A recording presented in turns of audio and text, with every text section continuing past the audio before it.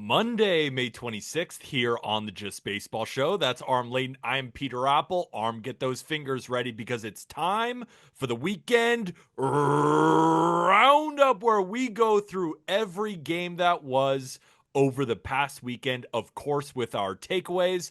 And it's all brought to us by the sportsbook born in Vegas. Remember, folks, download BetMGM, whether that be on iOS or Android, and use promo code JustBaseball when you sign up. Why? First bet offer up to $1,500 back in bonus bets if your first wager loses. But remember, gambling problem? Call or text 1-800-GAMBLER. Must be 21 years or older. Terms and conditions apply.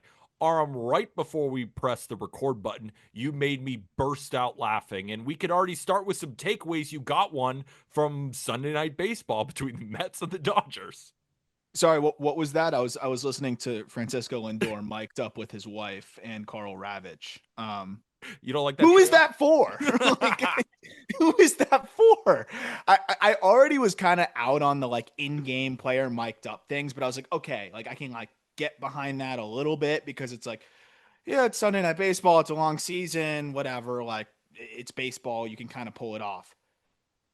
The player and their wife mic'd up at the same time, and they're talking about what's harder, like changing diapers or like fielding ground balls. I don't know who that's for. And like I just think about it, like if you're like a basketball fan and that just comes up, you're clowning the hell out of baseball. Like that's the funniest thing in the world. It's just ammo. But I don't know. That one baffled me. I've never imagined we'd have family member mic'd up with player during game. That's just, I'm glad ESPN's done after this year. That's all I'll say. No, I understand why it would be so frustrating because you want to get back to ESPN's hard-hitting analysis on Mm-hmm. Sunday Night Baseball. That's what you turn on the TV to listen to Ravitch Company just break down the game so beautifully. Well, he's facilitating. That's the weirdest part. It's like Carl Ravitch is facilitating a conversation between Lindor and his wife while the game is happening. It's just like these are the things that nobody asked for, and there's so many things that we have asked for, and it's like how far out there can we get from like I feel like they know what people are asking for, and like what's the craziest shit that we can come up with before we address anything that anybody wants in these broadcasts. It's a 2-1 game in the second inning of Mets Dodgers, and we have family members just chatting in the middle of a game. I It's not even my last word. I got something that actually still pisses me off way worse. The thing that pisses me off way worse, honestly, they could do this for 9 innings, and it still wouldn't bother me more than the last word, so I'll save that. And there's nothing better than arms outbursts, so make sure you stay till the end for our last word. But in the meantime, you interested in talking about some baseball? Yes. All right. Yes. Yeah. All right, begrudgingly so. Let's talk Yankees versus Rockies. Game one.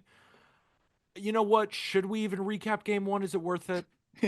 Why? What happened? Because I watched the game with my eyes, saw the box score in the morning, wrote it up, and now talking about it, I still don't believe that it happened. The Rockies had the worst 50 game start to the season since 1901 in the modern era, going 8-42, and they win game one 3-2. Damn it. Well, But sometimes you run into Tanner Gordon. they did. Shout out Yeah. Tanner Gordon, 6 innings, 5 hits, 2 earned 5 Ks, and brought home the win. But to start, both teams traded runs before Aaron Judge stepped to the plate and hit his 17th home run of the season, tying Kyle Schwarber, Cal Raleigh, and Shohei Ohtani for the MLB lead in home runs at the time of the game. That lead was short-lived because Ryan McMahon is apparently Hercules, ripped a 2-run double, and then it was scoreless after the 5th inning. Oh, let's move to game two. Much better. I mean, much better for me at least. Yankees win 13-1, a beatdown of epic proportions. Max Fried was fantastic yet again, tossing 7 1/3, 1-run ball with 7 strikeouts. His ERA still sits at 1.29. The Yankees only hit 1 home run in this game, even though they put up 13. Aaron Judge's 18th of the season, but this was a turnstile of bad defense and 21 hits from the Yankees. Volpe, Bellinger, Goldie, and DJ all had 3 hits, and Wells and Dominguez had a multi-hit day. Now, Kyle Freeland says he gave up 8 runs. It was 4 earned. He got screwed with his defense, but at the end of the day, it was a beatdown. And then game 3, the reason we're recording a little bit later is because the Rockies just Need a wouldn't go fight. away.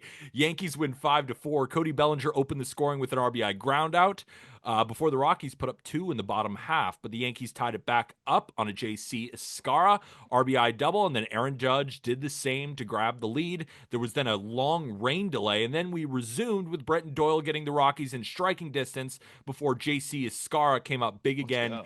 with an RBI single. Mickey Moniak homered in the ninth. The best at bats you've ever seen against Luke Weaver, which lasted a full 30 minutes per at bat, it felt like. But the Yankees close it out and win the series. I have a Max Fried takeaway that I want to discuss, so I'm going to throw it over to you first. Any big takeaways from the series other than maybe the Rockies getting their 10th win here Yeah, they're, soon? they're heating up. I Yeah. also I can't shake the realization I just had that Lindor and his wife doing a live mic'd up thing during a game implies the existence of Livy Dunn and Paul Skeens doing like a live mic'd up situation, and I think that'll end me. What if the Um, Pirates just stop broadcasting their games and it's just like home footage of them two? yeah, I don't think we're too far from that. But sorry, back to the Yankees point. Honestly, and this might be like kind of a just maybe like obvious thing, but it was just as I was watching some of the games in the series, and especially today, just watching Paul Goldschmidt. He definitely doesn't run like he used to. So Yeah. there was a lot of instances today where he was really running, and it was like, oh man, it doesn't look great when he's running. But man, I'm buying that he is like back to Paul Goldschmidt this year, which is crazy because you saw points last year where like he was whiffing a ton. And I understand that this was a series in Colorado, but the guy entered Sunday hitting 344, and like you had all the history of just him absolutely always mashing in Colorado, and then just for him to go back there and just continue to mash, right? He had a triple in game 1, he had 3 hits in game 2, and swung it well again in game 3. It's just so awesome to see Paul Goldschmidt, who I was getting worried. I'm like, oh, this might be it. Looks like a genius signing for the Yankees here, and one that a lot of us were just kind of like, hey, low risk, but maybe low reward, and seems like the reward might be pretty high. That was one of the best additions of the offseason. And, Padres fans will say Gavin Sheets was the best signing of the offseason. But I did post on Twitter, Max Fried, best signing of the offseason. And a couple of different reasons. Number one, and this comes to us from Opta Stats, he is one of two pitchers since they lowered the mound to have 7+ wins, no losses, and an ERA under 1.50 entering Memorial Day. One is Max Fried, and the other was Pedro Martinez in Oh, 1997, that's all you 8 gotta know. and 0 to a 1.17 ERA. And in a time where we were just talking about Juan Soto and how the adjustment to Citi Field, signing a big contract, there's a lot of pressure on you. And you look at most of the free agent signings, a lot of them have gotten off to rough starts, right? I think about Anthony Santander in Toronto, amongst many others, even smaller signings, right? You get to a new place. Fink and I talked about how the adjustment for Lindor was so tough going to a big market. And now Atlanta is a decently sized market. And Max Fried has built up a level of confidence, right? Throwing a 6 inning shutout in game 6 of the 2021 World Series, right? So many big games that he has been in. But it's still a hard adjustment to go to New York knowing you signed the largest contract of a pitcher that offseason, and even one of your competitors in Blake Snell, who some thought might be better than you, might get a bigger deal. No, it was Max Fried that got the big contract. And he comes into Yankee Stadium and he is pitching some of the best baseball, I think, in his career. Yeah, I mean, I know he finished second to Sandy Alcantara in I think it was the 2022 Cy Young. When did Sandy win? Was that 2023, 2023. 2023 Cy Young? So he's been phenomenal forever. But to just step in, and you can't tell me, you can be the biggest Yankee hater in the world. You can't tell me that adjusting to the New York crowd is easy. We've seen so many guys go there and fail. What about Rodon? What about all the free agents the Yankees have signed? Now, some are diamonds in the rough, like Goldie, right? He's been amazing. A lot of guys struggle early. And Max Fried has stepped in and just been unbelievable. Beyond the 1.29 ERA, beyond the 7 1/3 against the Rockies. It's been his start, his confidence. I can't say enough good things about Max Fried. What stands out to me most beyond all that is you have Garrett Cole go down too. So like 100%. you talk about the pressure, like there's even more pressure now. It's like, all right, we paid you big bucks. Like a lot of people said it was an overpay. I saw a lot of people I respect, in terms of their opinions and analysis saying this is a crazy amount of money to give even a very good player in Max Fried in a very long-term deal. And I mean, we'll see how it ages 5, 6 years from now, but you're paying for the peak production here, and the peak production so far has been as good as you can imagine. And what I like is you mentioned just being able to acclimate to New York so quickly, but he's just so unfazed. Aside from the first outing where he gave up 6 runs, but only 2 of them were earned. And like, you look at game score where like anything north of 50 is going to be an above average performance. That was the only start he had this year with a game score below 50. Which means every single outing he has had this year has been an above average outing. And I think 8 of his 11 outings, he has gone at least 6 innings. He's gone 7+ innings, 1, 2, 3, 4 times. And I know the Rockies suck, but pitching at Coors isn't easy. And like, again, totally unfazed in that scenario too, going 7 1/3. So, I mean, yeah, this guy's been absolutely amazing. And you think about where the Yankees would be if they didn't have him, given the Cole injury. It'd be, I think the season would be looking a lot different, which is crazy to say with a guy that can only throw every fifth day.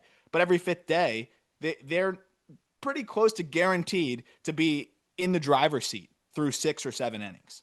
To quantify that last point that you made, the Yankees are 10-1 in Max Fried starts, and their one loss, I think it was a 2-1 extra innings loss where the offense just didn't show up.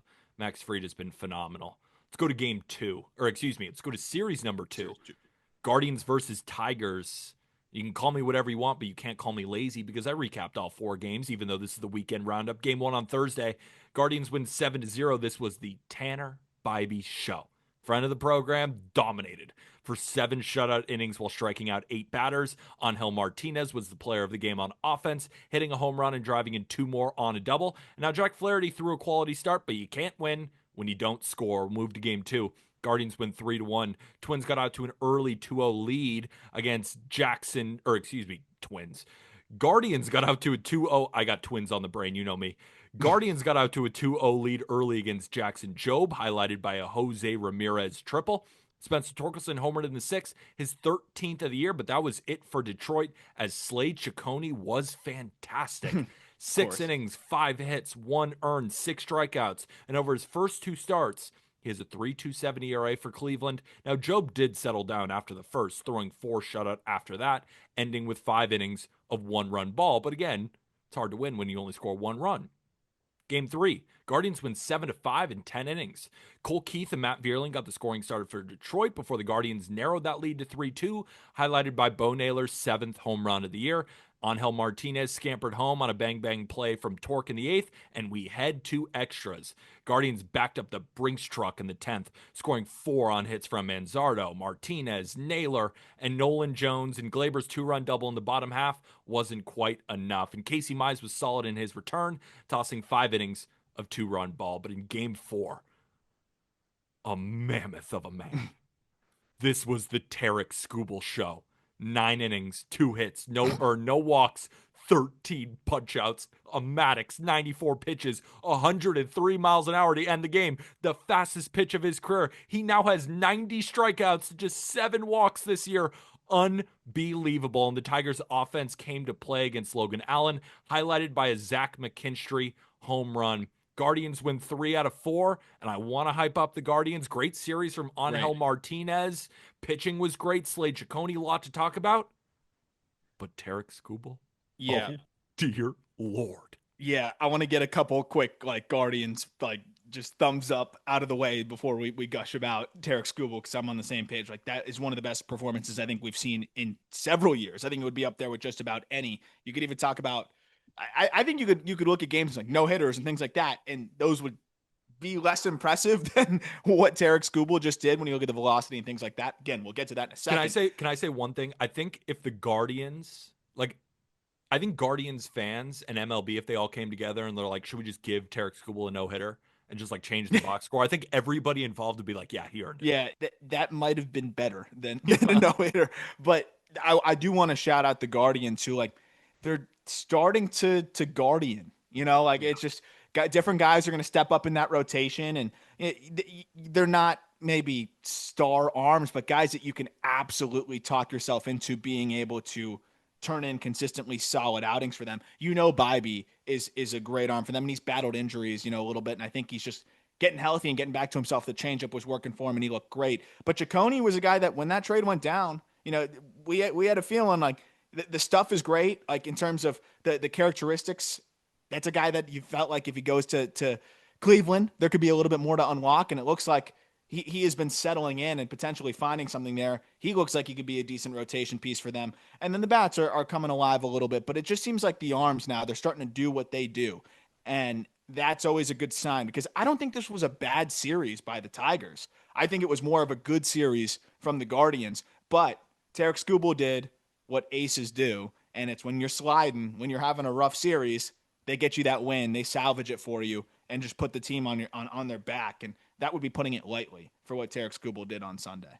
I keep going back and forth. Who's the best pitcher in baseball? Because Tarek Skubal gives us 9 innings of Same. shutout baseball, and I watch him and I think to myself, that's the best pitcher in baseball. Then what does Paul Skeens do? Basically the same thing every other fifth day. And I think to myself, that's the best pitcher in baseball. And then I watch Zach Wheeler shove again against the A's, which we will talk about later. And I go, that's the best pitcher in baseball, knowing how good he also is in the playoffs. I just can't decide at this point. I'm just calling all of them the best pitcher in baseball together. My opinion truly changes every single time I watch them all. It's funny. Like, I hear you. I think Skubal's on another planet right now. And Really? if he's grabbing a three, like a Yeah. 103, like, holy shit, he doesn't even need that. So, but I mean, I'm with you. Like these other guys, when they're on, like they can match that. But I just feel like Skubal might be outdoing himself off of a Cy Young season. I also wanted to shout out Gavin Williams real quick too. If he's doing what he has started to look like, lately, and on that last outing, just specifically looking sharp, six innings of 1-run ball. Again, I think you can start to talk yourself into this rotation, getting stronger and stronger as the year progresses. But if Skubal is reaching new highs velocity wise, like what do you do? Because you have to start to cheat even more, and then he's going to get you with what is the nastiest stuff ever. He had 26 swings and misses in this last outing. I mean, I think right now that's the last guy you want to face. I really do think that. Especially at Comerica. That guy Oh goes yeah, what are to you gonna do? Skubal at Comerica is the best pitcher in baseball. That's a fact. Yeah, especially when you have that ballpark like it. Skubal at Comerica is untouchable. But I still love Wheeler and I still love Skeets. I don't know. I think I Yep. went into the season ranking Skubal number one, and I still wouldn't change anything. But for me, it's 1A, 1B, and 1C right now. They're all just amazing. And just Yeah. to wrap up on this series, I know it's obvious, but Jose Ramirez is still underrated. Yes. I mean, And Jose he the only guy that Ramirez, put a good swing on a ball from Skubal today. He hit a ball 109 off of him. Jose Ramirez has 9 home runs and 13 steals, and he's hitting over 300 with the WRC plus at 146 again. He's striking out 10.6% of the time and walking 9%. He's amazing. He's literally amazing every single year, all the time, for a decade now. It's And just clockwork. He's a future first, maybe not first ballot Hall of Famer. I don't know, but he's one of the it's best players of weird. our generation. It's weird because like he got a little bit of that late start, so Yeah, it's like you don't yeah. see the like Hall of Fame numbers popping yet, but like he's just been so consistently good. It's just ridiculous. It feels like he just keeps getting better and better. And like, I mean, you look at from 2016 or to now, I don't know if there's been a more consistent player across the board. Like it's not just the offensive side of things. The fact that he's fast makes no sense to me. Yeah. He's been a solid defender, and it's wild. He might end up being one of the best players to not win an MVP. And he's coming Yeah. third twice. He's coming fourth once. He's coming second once. He's coming fifth once. I mean, it's absurd because he deserves one, but I get it. Like sometimes you just don't have that one season that fully gets you one. He's just insane, and I think one of the more enjoyable players to watch day in day out. Speaking about insane, Sneaky, insane series between the Brewers and the Pirates. Game one, Brewers win 8-5. Christian Yelich led off the game with a 3-run shot, his 8th of the year, and the home runs continued with Joey Ortiz hitting his 2nd of the year. He needed that. And then Spencer Horwitz made his mark with his 1st of the season. And then Yelich came up in the 6th, homered again, and Milwaukee rallied in the 8th. And that was enough to take home the win. We moved to game two. Pirates win 6-5 in 10 innings. O'Neal Cruz started the game off with an absolute rocket, 118 miles an hour off the bat, traveling 442 feet. And if you could believe it, that wasn't even his hardest hit ball of the series. And then they scored their 2nd run on a bases loaded walk for Brian Reynolds, but then the Brewers tied it up and take the lead in the 7th before Brian Reynolds then ties it back up in the bottom half. And then William Contreras gives Milwaukee the lead with a home run in the 9th, and O'Neal Cruz tied it back up with a 113-mile-an-hour moonshot arm. Brewers score in the 10th, then Alexander Canario ties it back up for Pittsburgh, and this wild game ends on a wild pitch from Abner Uribe, and the Pirates win. Another great game in game 3. Brewers win 6-5. Milwaukee got out to a 3-0 lead after the 1st inning, but then O'Neal Cruz stepped to the plate. The single hardest hit ball in the StatCast era, 122.9 miles an hour off the bat into the Allegheny River. To put that in perspective, Giancarlo Stanton, his hardest hit ball ever, 122.2. Yep. O'Neal Cruz, 122.9. After that, Pirates put together 2 great innings in a row, taking a 5-3 lead on the backs of multiple RBI hits from noted great player Adam Frazier. In the 8th, Caleb Durbin and Bryce Terang sent Brewers fans home happy with RBI doubles that ended up being the difference. Shout out Logan Henderson, shoved again. He's 5 disgusting. innings, 5 hits, 1 earned, 6 Ks. His ERA is down to 1.71 for the rookie right-hander. O'Neal Cruz is just, I love him. It's I the know, sexiest 740 OPS you'll ever get. I don't care. I love it so much. I can't get over it. When we're talking about sexy, this is like America's top model sexy. It's not just, oh, it's like a fun 740 OPS. No, this is literally the most beautiful 740 OPS I'm also you could hating. possibly get. It's been much better than that. Way better. He's been awesome. Yeah, it's just I don't buy. I just can't see I'm in. consistency with him. Don't But care. I'm in every at bat I'm it's an watching. 8 It's amazing. It's like an 840 OPS now, or 850 OPS now. He's also 18 for 19 in the stolen base department, which is great. I mean, the fact that he's really added that to his game, like he was efficient last year, but he was 22 for 23. He's going to blow past that. He's leading the league in bags. So adding that as a layer to his game now too. And I think metrically the defense is getting a little bit better. He's definitely improving. And I'll be honest, I was getting a little skeptical whether he'd be able to hit enough. I thought kind of what we saw in 2024 was just going to be what he is, where it's flashy. It's still valuable. Like he's going to be a 3-4-1 player, but I just didn't think he's going to be able to do it enough. He's 100% taking a step forward this year, and you're still getting those video game pops. So it's not like it's coming at the expense of his top end A++ swings. It might be coming together. I definitely was a skeptic, but he's on pace to blow past all of his marks last year. And man, I mean, the Pirates need that in the worst way. It was a good series for them. I think Spencer Horwitz coming back is huge. It sounds ridiculous to say that, but like there's not a lot of bats in that lineup that you could look at and say, that's definitely an above average big league bat. And I think Spencer Horwitz is that for sure.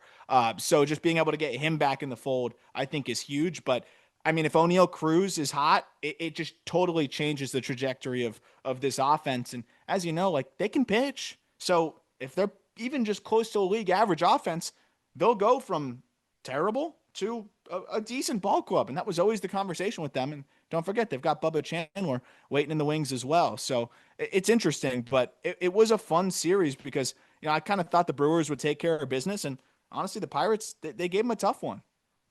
O'Neal Cruz is going to hit 25 to 30 home runs, steal 40 bases, and be like a 135 WRC plus guy. And he's probably going to be a 5-win player at 26. Yeah, exactly. That's why I think I jumped off the ship too quick. To be honest, which is also very, very funny in terms of the timing. I had a O'Neal Cruz like Bowman Chrome auto that I've been holding on to for like years. And early this season, especially after watching him in Miami and watching him just go about his business in center field, and then he just was not really. It was like, here we go to another 770 OPS. And I think right around, I'm pretty sure I sold it on April 14th. And since April 14th, he has an 882 OPS, 8 homers, and 10 bags. Um, that's not including the home run that he hit on Sunday. So he's probably got an over a 900 OPS in that span. It's again, I really was skeptical, and he's exceeding my expectations. And I can't emphasize enough how bad the Pirates needed this. So much deserved positive vibes for them on that front. He's going to whiff, but I think he's showing now he's going to get into that power enough, and the swing decisions have gotten better, which is huge. Let's move to Giants versus Nationals. Now, this is a quick one. Game one, Giants win 4-0. Fantastic pitchers duel between Mackenzie Gore and Landon Root, but as the scoring did not start until the 7th inning. Willie Adames got the scoring started with an RBI single, as did Wilmer Flores. Bases loaded walk, and a pass ball. We got a 4-run win. Landon Root, 6 innings, 5 hits, no earned, 2 strikeouts, ERA down to 3.63. Mackenzie Gore was great, but you can't win when your team doesn't score. 6 innings, 2 hits, 1 earned, 9 Ks.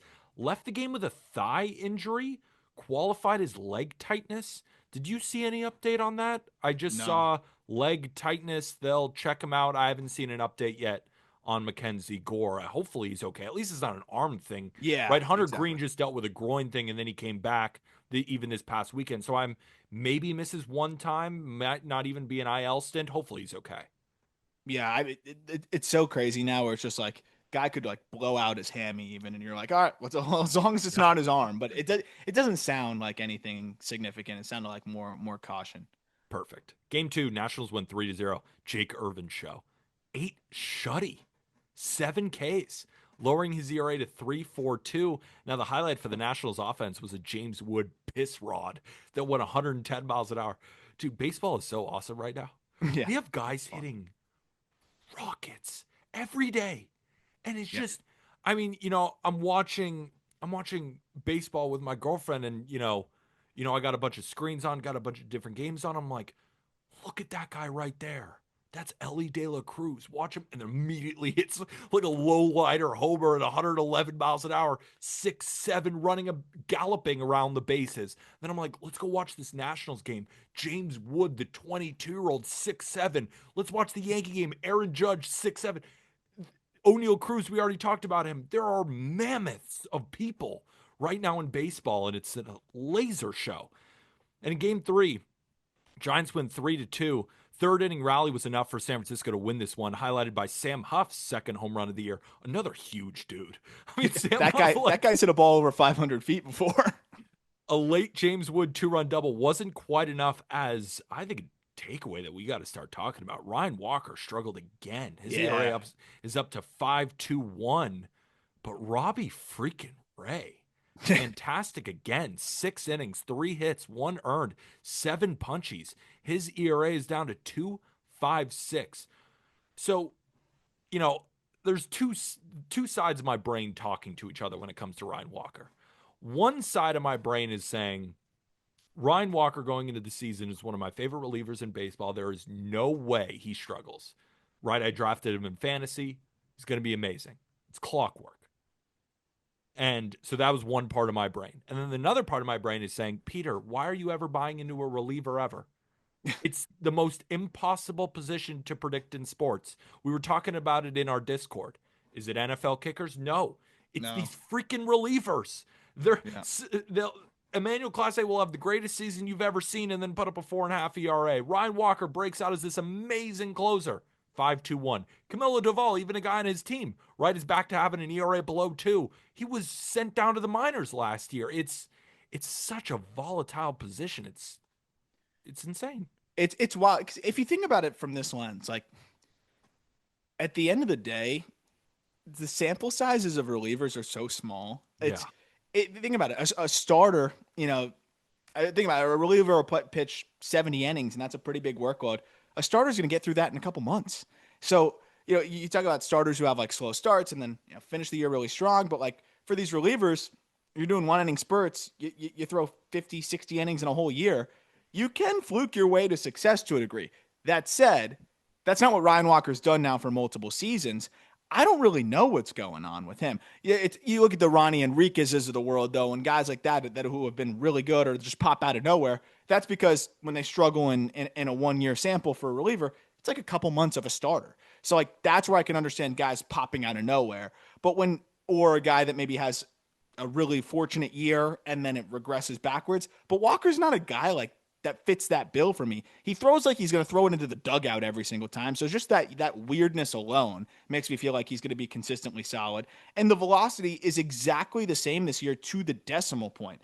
Actually, weirdly enough, he's getting more horizontal movement than he was getting last year. So maybe that's part of it. Like he's not locating as well because it's moving more. Like I'm very fascinated to see how he gets to the bottom of this. But at the end of the day, I'm not going to sound the alarms on a guy like him because I still think when you're that weird, and he had a stretch too where he was like pitching clean innings before that. I think it was like 3 or 4 outings where it was like 7, 7, 8 pitches every time out, just getting guys out, and it was quick work. So hopefully he'll get back, but it has been a little bit weird seeing this, struggling version of Ryan Walker. And also, it's very funny. You said Robbie Ray great, Ryan Walker bad. I don't think Jack has been the same since those two things have happened. Yeah, Jack's narratives are in the toilet right now. Yep. Well, we did talk about how Casey Mize has been so good for the Tigers. Mm-hmm. So, it's an up and down kind of narrative for all of us. Yep. Welcome to baseball. Last thing for me, the Giants, every single time we do a weekend roundup, their series from the past weekend makes me believe more and more into this team. Now, I already invested in the Giants over 79.5 wins, but I didn't think they'd be this good. No. And it's another series where Mackenzie Gore dominated, Jake Irvin dominated, even Michael Soroka gave the Nationals a quality start. Giants win 2 of 3 on the road. And with a Nationals team that's been playing decent baseball of late, and it's been pretty tough to beat at home this year, right? It's not a great Nationals team. I'm not saying this is an amazing series, but when you got 3 really, really good starting pitching performances from the Nationals, and the Giants still figured out a way to win the series, they win low scoring games, they win high scoring games, they come from behind and win. I can't help myself from just buying into the Giants Yeah. after every single series I watch from them. Well, and again, Ryan Walker's not even doing great right now, and you figure he's going to be doing better. The bullpen looks awesome. I think the two big things here, when we've talked about it, we assume Willie Adames is going to continue to settle in. But the two, I think, difference makers, I think, on this team, or three really. Wilmer Flores went from being one of the worst players in Major League Baseball last year, from just a value perspective, to giving you. I mean, he hit cleanup for them. He's hitting cleanup for them in some games, and like he's back into that role where like in certain matchups he's lethal.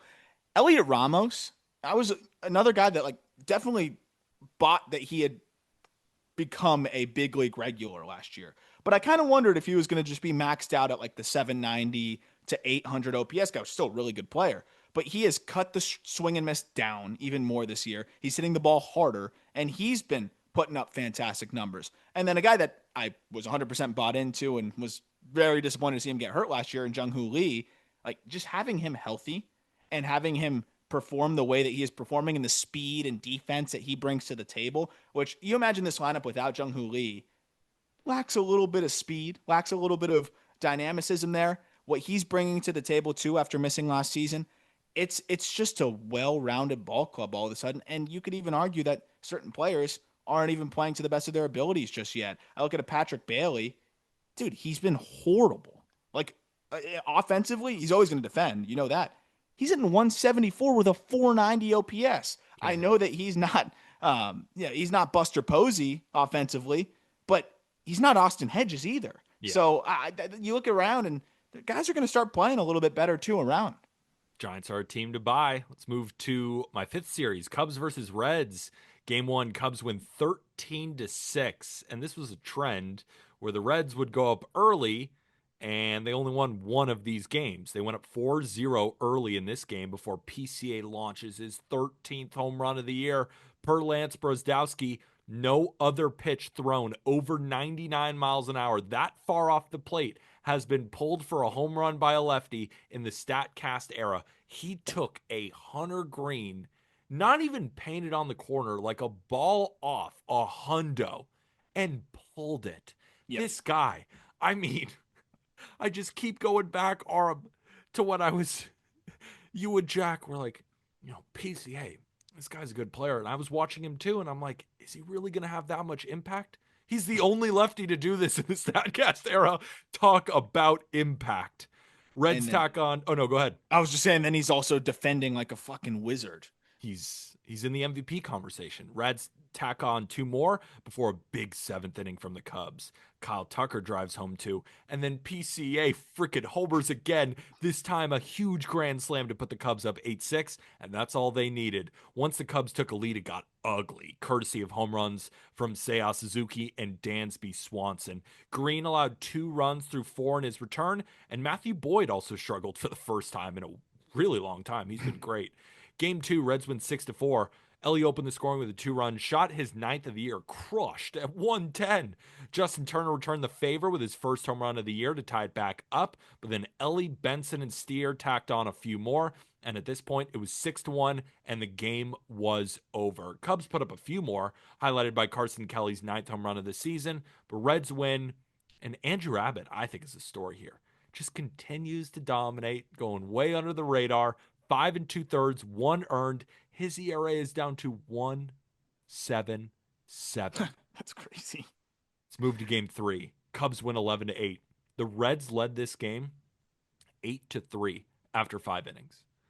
They got there on RBI hits from Austin Hayes and Jose Trevino twice, Benson again, Ellie again, and in the middle of it was Reese McGuire's first home run for Chicago.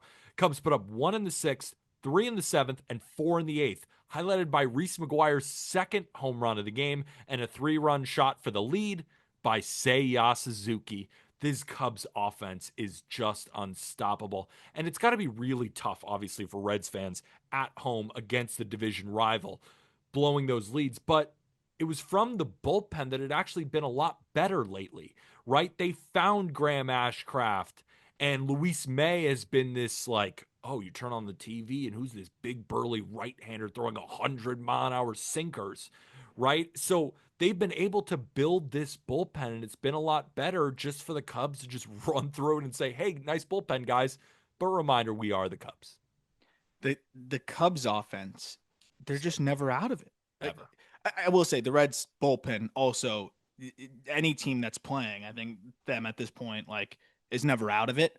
But specifically the Cubs offense, especially when you have Matt Shaw back now and swinging it the way that he's swinging it. Because that's a guy in your 8-hole, right? That who's, even when he's not having multi-hit games or whatever, for the most part, he's been giving them really good at bats. And I actually got a chance to talk to Shaw after the Marlins series, where he really was settling in there in Miami. I think he had 2 hits in his first game back, 2 more in the next game, and then a double the game after that. And he's stealing bags. He's playing good defense. It's been fun to watch. But you remember he had the big leg kick, and he was telling me that the Cubs talked to him about maybe toning that down a little bit. And since he's toned that down, he feels like he's more consistently on time. He's seen the ball a little bit earlier, and he's able to make better swing decisions, and you're seeing it. So just that little stint back in AAA, getting back, he's been swinging it really, really well for them. And he had 2 doubles in one of the games. He had a knock in another game, and he made also a really nice defensive play. Him being even decent adds so much length to this lineup now where, I mean, top to bottom, there's not really much of a break. And they're really never out of it. And that's why, like, if they can address the pitching a little bit, if they can go out and get, and we know they will, you can't do it when the trade market's just not happening yet. But when they do, they're going to be scary. Is PCA going to be a 30, 40 elite defender and center at 23? I mean, after that, what kind of narrative start? I mean, think about it for a second, right? We're just talking about O'Neal Cruz. God, wouldn't it be amazing if he was 25, 40 with an 850 OPS? I mean, what if PCA is hitting 290 with 30 home runs and 35 steals while playing arguably the best defense in the sport at a premium position? What do we start to talk about with him? It's funny, as a PCA truther for a long time now, the one thing that I'm just kind of waiting to rear its head a little bit is, like, these guys chasing 41% of the time. and yeah, his slug on contact is ridiculous. His ability to hit breaking balls and secondaries has gotten so much better. His out of zone contact has gotten so much better, which is huge as well. But I'm like, how can you get away with a 41% chase rate? Maybe he can. It's hard, but even if he's not, getting on base at a super high clip, he's very clearly going to slug. He's very clearly going to get hit balls out to the pull side, but we've even seen him now do some damage backside. It's pretty remarkable to watch. I don't know if there's going to be enough consistency there with the chase being so high, but like how can you say this guy's going to slow down when it just seems like he's getting hotter as the year progresses? I agree with you. Yeah, there is some swing and miss in his game. He doesn't walk at all, right? It's a 4.1% walk rate. And right, if he was able to walk at a decent clip, I mean, he'd be Oh my stealing god. bases all the time, dude. Just walk a little bit. Like you don't have to swing at everything. Just get on first and you're going to steal second. You're going to turn walks into doubles, dude. You don't need to chase. But I just keep reminding myself, he's 23. Yep. Right? Of course he's trying to swing at everything right now. He's hitting everything. Yeah, Imagine that's the going in thing. Imagine being an analyst for the Cubs and going into the locker room and being like, "Hey, Pete, um, we kind of need you to walk more." Be Yeah. like, No, "Fuck you." I mean, what do you mean? What do you mean walk more? I I'm just gonna keep swinging. it's funny you say that. When we on the call up when PCA was a prospect, I brought up the same thing because I was like, how do you tell a dude that's hitting 300? Because it was when he was hitting 300 in the minors. Like, how do you tell that guy to swing less? He's gonna be. What are you talking about? I'm hitting everything.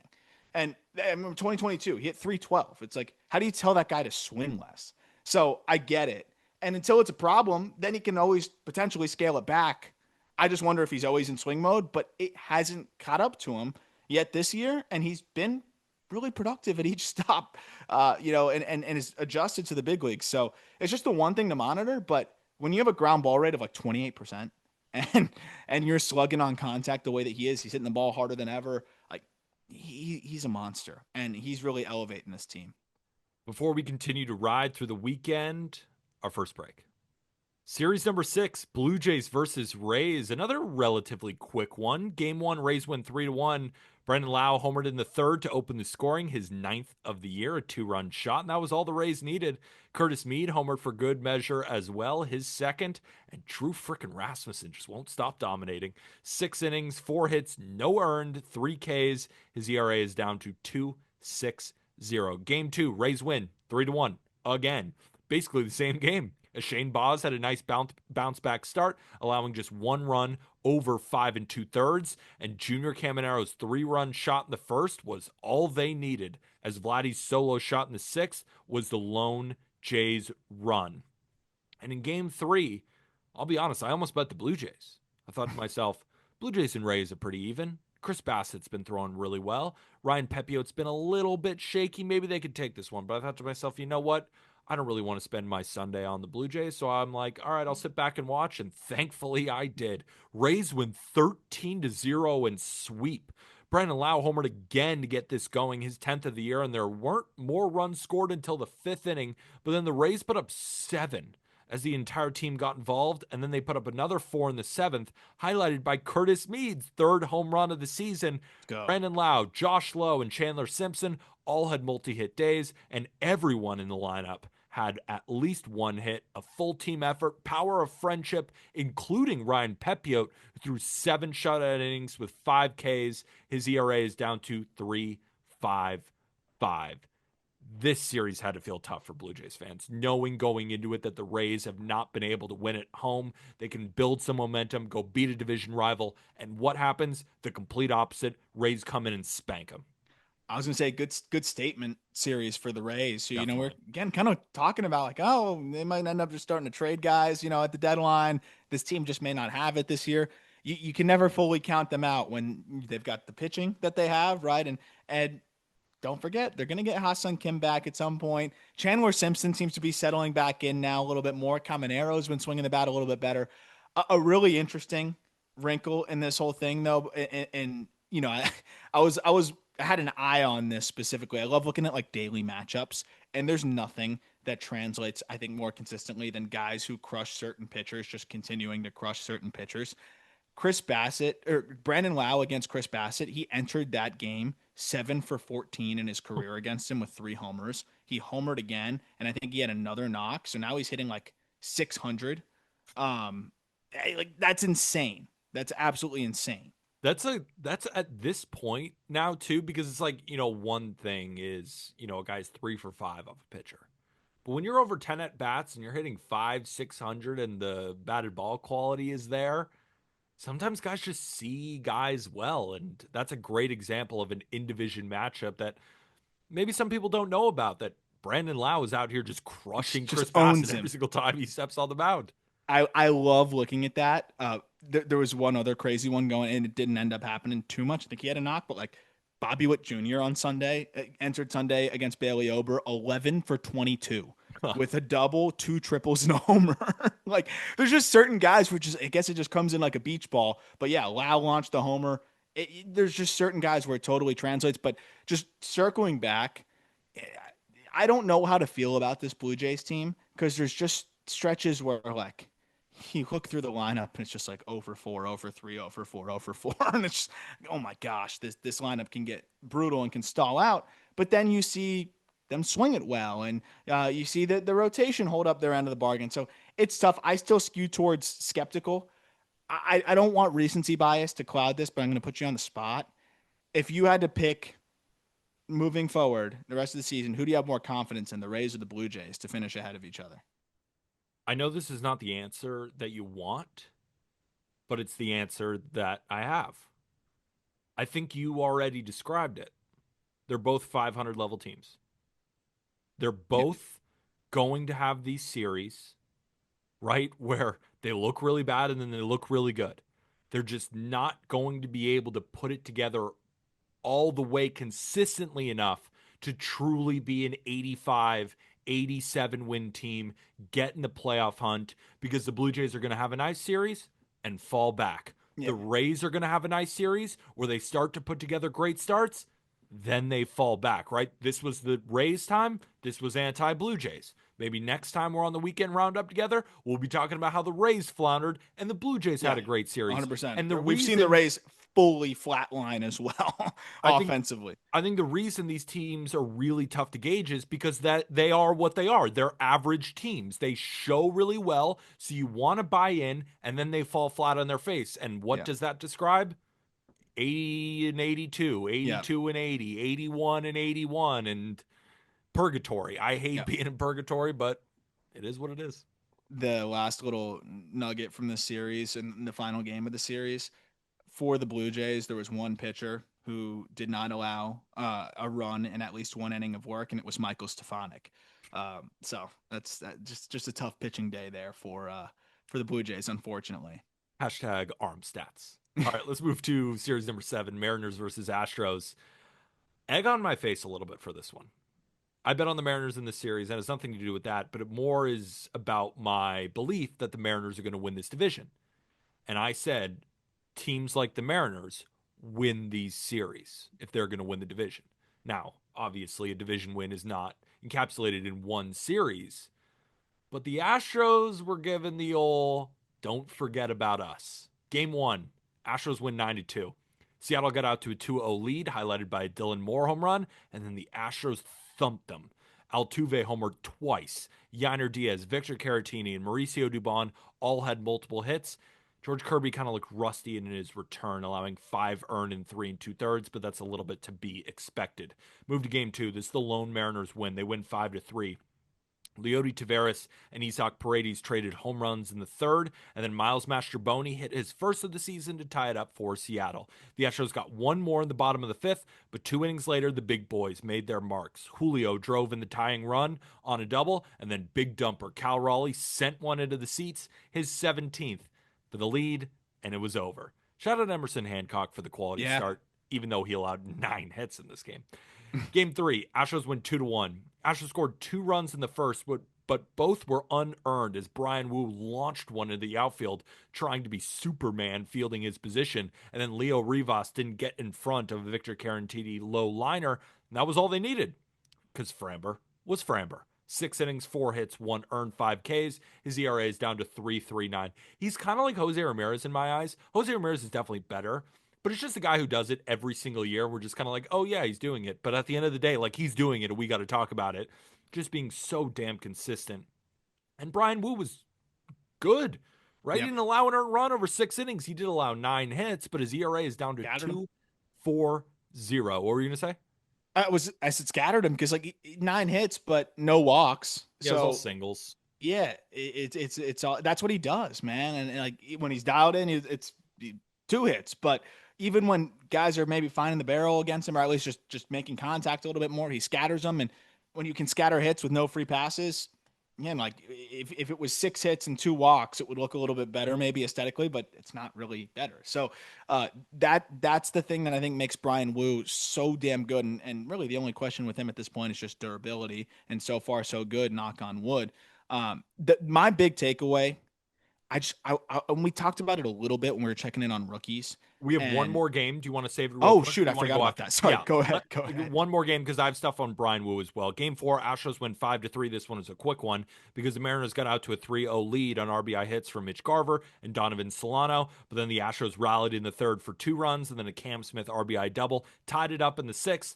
And then Christian Walker stepped up to the plate in the 9th with a runner on and hit a walk-off home run, his 6th of the year, to give Houston the win. Astros win the series at home. Big series win over a division rival, taking 3 of 4 from the first place Mariners. And now off to you for your takeaway. Sorry, hyped up on Lance McCullers punching out 8. That's electric. Yes. Just endlessly going to root for that guy. The other thing, Cam Smith. So we did that rookie check-in, and I was saying like, is it moving the goalpost to say like the fact that Cam Smith is a league average hitter right now is impressive to me, given that he played 32 minor league games and was traded from a different organization and then immediately throttled into the major league situation at a new position. Yes. And Jack was like, no, I don't think that's, because I was like, am I supporting my narrative as like a Cam Smith guy? And he said, no. The funny thing is, since then, he hasn't slowed down at all. And now with 2 hits on Sunday, Cam Smith's up to a 113 WRC plus on the season, reminding you that he's playing the outfield, which he's never played. He played 32 minor league games. He played 5 games above high A. 5. And that was with the Cubs organization. And not only is he playing a new position, he's playing it well. He has 7 defensive runs saved and 4 outs above average in right field. I feel like what he is doing is not fully being appreciated. This is a 22-year-old who was drafted, like we're talking about Jack Caglione, and understandably so. He went deep twice on Sunday in AAA. We're talking about some of these other players from the 2024 draft class that are doing really fun things in the minor leagues. Cam Smith is doing solid things in the big leagues for a team that has playoff aspirations. Whether you think they're going to get there or not is, up for interpretation. But this is a team that's in win now mode. Put them in the big leagues because they're in win now mode, and he is helping them win ball games. He's been one of their better players. He's getting better as the season's progressed. He has already played more major league games than minor league games. And he was drafted in 2024. So I feel like he deserves more praise. He's one of my favorite guys out of the draft. And I mean, I don't think I would have expected him to do this quickly at the big league level at a new position. It's awesome. Something else that is really impressive about Cam Smith. I want everybody to try and put your mind, even close your eyes, put yourself in a 22-year-old body. You were just drafted and you clearly want to make your mark, right? And then you're traded in a blockbuster for Kyle Tucker, a guy that you've been watching, right, as your teenager, all this stuff. Like, he's 22 years old. Like 3 years ago, right, he's watching Kyle Tucker. I'm traded for Kyle Tucker. I'm barely have any time in the minor leagues, and I got to go learn a new position. Again, remember, you're 22 years old. You're going to the outfield. Isn't there a part of you that might start chasing outside the zone? Might try and do too much? It would make total sense of the world if Cam Smith was chasing like PCA is. That'd make he's trying to do too much. He's 22. It makes all the sense. He's not. He's chasing. He's in the 75th percentile. So he's in the upper quarter in the league at not chasing, which has then resulted in a walk rate over 10%. Yep. And now I know there's some swing and miss in this game. I know there's some whiff. He's 20 freaking two. He's He, learning a he, new position. He's not he, perfect yet, but you see a guy who has clearly got some cold blood in him, oh yeah. that he is able to withstand this. And to see that at such a young age, when we know how much talent is going to continue to build with him, you can see the makings of what will be a cornerstone for the Astros for a long time. Yep. It's going to go down as a good trade for them. Given that they weren't going to retain Kyle Tucker because that's ownership, so you can only just from evaluating the front office perspective, can't have started much better for them than what they've been able to get from Cam Smith already. And then we knew Paredes was going to enjoy the Crawford boxes, and he's been solid for them as well. So it's been really fun though to see Cam Smith do what he's doing. And I think the biggest thing, also sneaky, Isak Paredes already has 2 WAR, so Yeah. he already has 11 homers. The last thing I'll mention on that front is just like it's a shame that Jacob Wilson is so good that he's just gonna run away with it because it was so fun talking about like the rookie of the year race last year and just like it would change every single day. This one ain't changing because Jacob Wilson's running away with it, which is great for Jacob Wilson. But I was like, oh, maybe Cam Smith can like insert himself into the conversation. No shot. Jacob Wilson's already north of 2 WAR. Yeah, doesn't seem like it. Last takeaway, I want to shout out Brennan in our Discord. We were talking about this when we were watching Brian Woo's start. I think the one thing that is holding Brian Wu back from being in the consistent, like, best pitchers in the American League conversation is health and durability and his ability to go deep into games, right? Like, Brian Wu from the past couple of years, right, as high as 121 innings in a season. What we're used to is around 5 innings of work with Brian Wu, right? He doesn't really walk anyone, but he never really goes long, right? They're trying to conserve him. This season, it's clear that the game plan against Brian Wu is don't fall behind, right? Like Tarek Skubal throws these shutouts in 94 pitches because what's the game plan? Don't go down 0-1. Don't go down 0-2. The best pitch you're going to get is likely the first one. And with Brian Wu, you want to attack that fastball. So, yes, Brian Wu scattered 9 hits because the game plan is get after that fastball. But you're only turning it into singles against Brian Wu because it is such a tough fastball to gear up for and to launch out of the ballpark. It's a lot of seeing eye singles, and that's what we've been seeing. So basically, my main point is Brian Wu and what we were talking about with Brennan is the way that he is able to consistently throw 6 innings and grind through outings where I don't even think he had his best stuff and he still didn't allow an earned run. And I think that speaks to the talent level that Brian Wu has. And among all these great starting pitchers that the Mariners have, when Brian Wu was on, he can go toe to toe with anybody in the American League. It's just about continually putting up these 6 inning outings. And at the end of the year, can you throw 170? Can you throw 180? Because if you can, you're one of the best pitchers in the American League. Yeah, what's funny is I think he can turn lineups over just with his fastballs because he's got the four seamer, low release, high carry, and then he's got the sinker working off of that. And in that outing where he scattered 9 hits, he was 73% fastball. So Mhm. that's the amazing part. He can get you out in different ways. And I think if he wanted to nibble more and be more careful, like he has that in his bag too, with the slider as well. But I think he's just got so much confidence in the 2 fastballs, knowing that you're probably not going to beat him. And if you do, it's usually just going to be a single, right? Of the 51 hits he's allowed, only 14 have been for extra bases. So that gives you a 318 slug. Take your single. I'm going to get you to ground into double play right after that, or I'm just going to end up setting down the next 3 guys really quickly. And I think that's why Wu, as long as he's healthy, is built to be able to go deep into ball games and throw a lot of innings this year. He has not had a single outing this season where he has thrown less than 6 innings. Like even when he's not good, he's still giving you 6 innings. So he's never killing the bullpen. It really only is if he leaves to start with discomfort or anything. And so far, so good this year. Let's go to Rangers versus White Sox. Game one, White Sox win 4-1.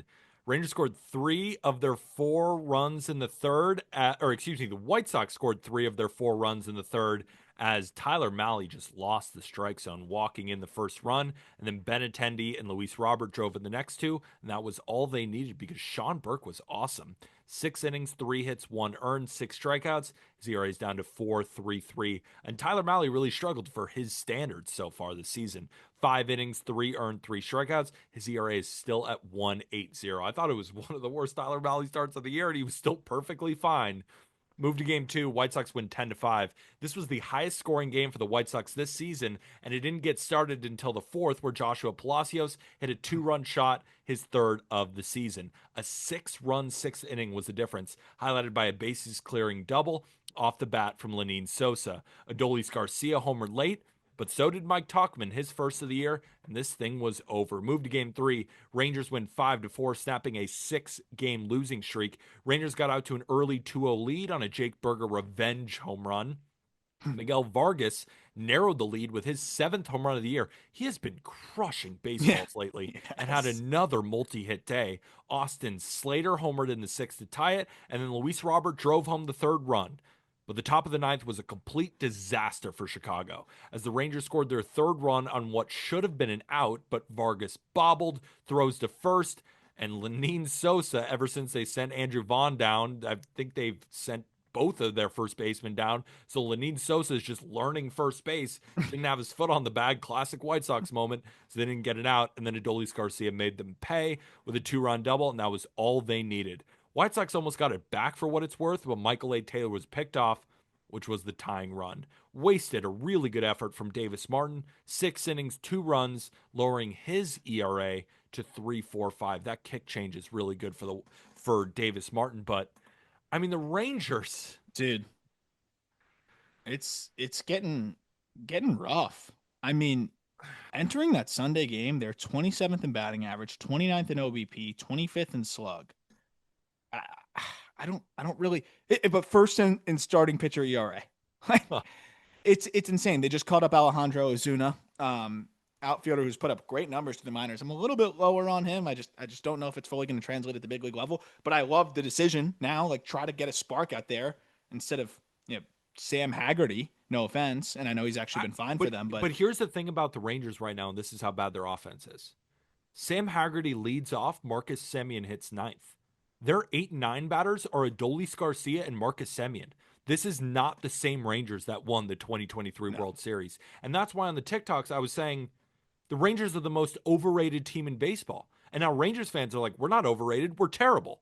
Right? Like they're like, what do you mean we're overrated? I'm telling you, Rangers fans, everybody else, all they do when they talk about the Rangers is being like, this team is one of the best in baseball. They won the 2023 World Series. And I know you don't want to hear that, but that's the reason why it came out of my mouth. Because I'm like, when I watch Rangers baseball, I see good starting pitching performances, right? Jack Leiter wasn't bad at all. No. Tyler Mahle wasn't bad at all.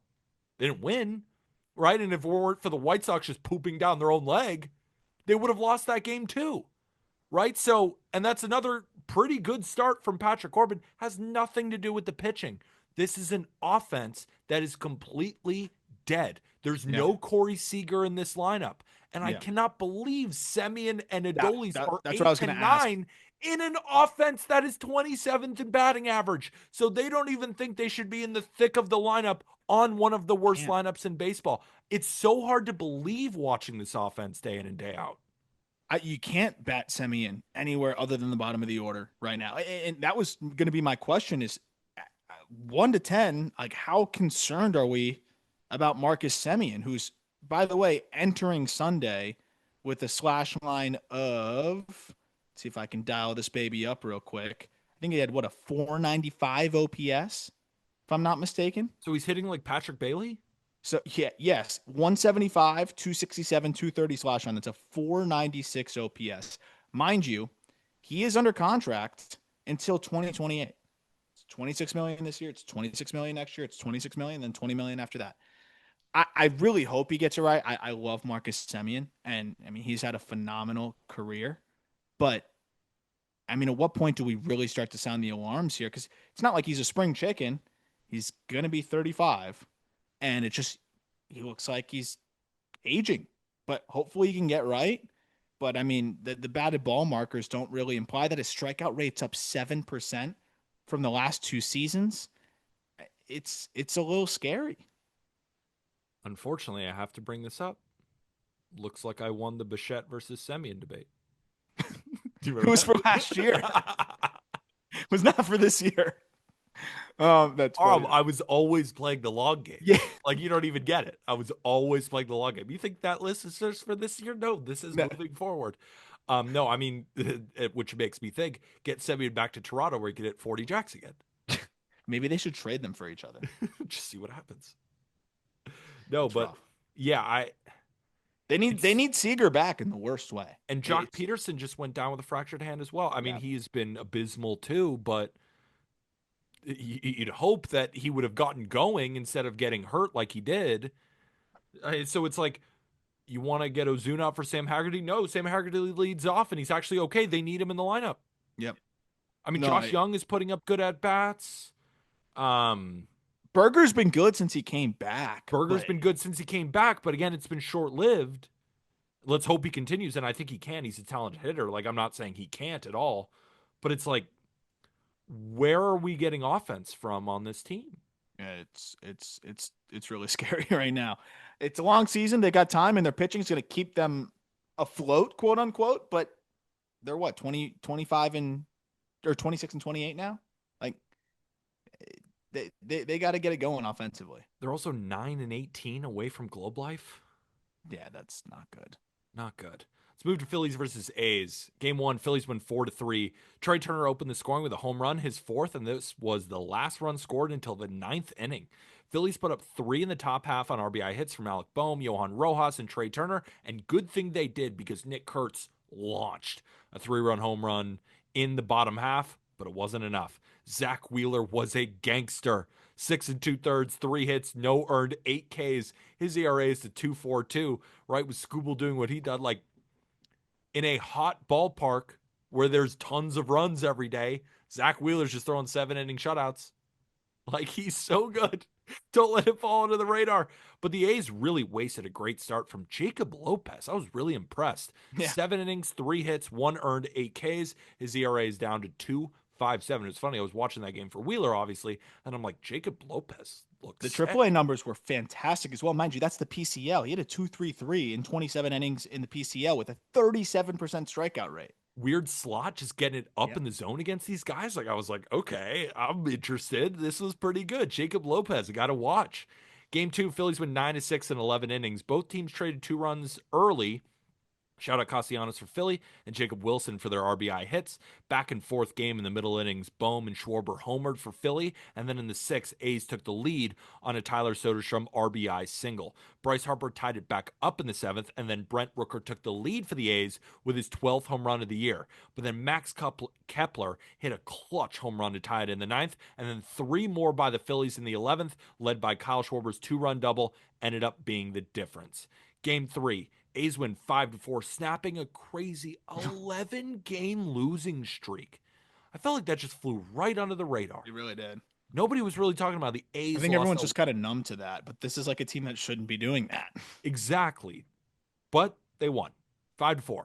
Jacob Wilson opened the scoring with his 6th home run of the season, and then Logan Davidson ripped a double to score 2 more off Jesus Luzardo, who has been phenomenal this season. I was surprised, but of course he would settle down. And then the Phillies took the lead on the back of Trey Turner, who drove in 3 runs and 3 ABs, which included his another home run, right? But the A's would not be denied, as Lawrence Butler's RBI triple tied it. And then Willie McIver's first big league hit drove in what ended up being the winning run. I'd never heard of him before. I didn't know who Willie McIver was. So I always love when there's a guy that I'm like not even familiar with, like coming up and making an impact. Do you know what his numbers were in AAA? Yeah, No. I know it's the PCL. The guys that have the numbers in the PCL that are so good that it doesn't even matter that it's the PCL are always fun. Like, let's see what this 28-year-old rookie can do. He was hitting 389, 469, 548 in the PCL for the first 35 games of the season. Like, you need a spark? Yeah, let's give this guy a shot. Let's see what can happen. And he was able to give them a little bit of a spark. And then the other one that they tried that I don't know if it's going to work is Denzel Clark. Like, Clark is a phenomenal defender, elite speed. And I think there's a world where he eventually gets there and can be, a glove first center fielder that can play every day. But that was like that move kind of reeked as desperation for me. Mm. when they brought him up. I just didn't think he was quite ready yet. He hasn't looked quite ready yet. So again, they had like a mass promotion. Dave brought up Logan Davidson, who's been stalled out in the minor leagues for a while. He did give them a little bit of a spark too. Like the A's, they've been desperate for that spark, and they went, they dug into AAA to try to get that. I mean, I know they avoided the sweep, so, you know, especially at home, sometimes you expect even some bad teams to do that, but the Phillies are just awesome. Yes. Like, all we talk about is the Mets and the Braves, and that's why I wanted to kind of talk with Fink about it, and he was, annoyed with me because he was like, I'm pinch hitting, and all you're going to ask me about is Juan Soto drama and the Phillies being good. Are you kidding me? And I was like, exactly. That's Yes. exactly what I'm going to ask you about. I mean, the Phillies are as good as anybody. They're really their starting pitching is outrageous. They had Their what, won 10 offense, straight before that? I don't know if it was 10 straight, but they win every day, it seems like. Trey Turner had a great series, and he's been red hot lately. The only thing about the Phillies that can be addressed at the deadline, which is why I'm so bullish on them moving forward, is the bullpen. And Right? Dombrowski always does it. Even when they Always don't need does it, he it. does it. So you know that Right? he's going to do it. They do it every deadline. So, yes, I know Phillies fans are complaining our bullpen sucks. I agree. It's not very It's good. May 25th. It's May 25th. Everything else is great. You will add at the deadline. You're going to add some big time pieces. So, yeah, for the time being, hold your breath after the starter exits. But most of the time, you're up too much to even matter. So the Phillies are just, again, kind of going under the radar. I was talking about it on TikTok Live. I'm like, are the Phillies the most underrated team in baseball? Which is crazy Everybody to has say, but their like, own like fun underrated team that's like 500. I'm like, the Phillies are the best team in baseball, and I feel like nobody cares.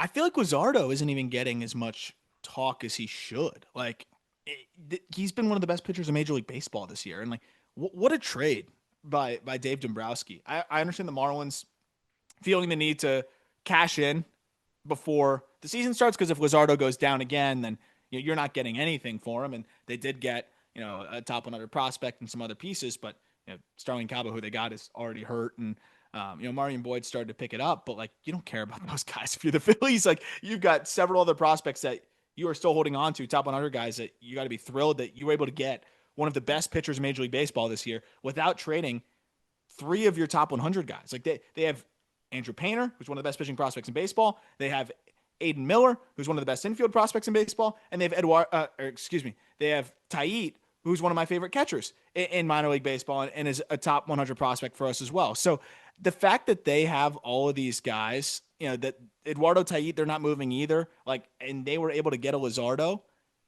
They didn't even really need Luzardo. Like he was a luxury. So this rotation is just the upside there. Is like when you have a rotation, you got to cross the bridge before you get there. But like we're gonna have a conversation where it's like, who gets the ball game 1, game 2, game 3? What do you like? Who's the odd man out in this playoff rotation if everybody's healthy? That's a dream of a conversation to have if you're a general manager. I have the answer now. Might change. Subject to change, but what's the answer? Nola is out. Yeah.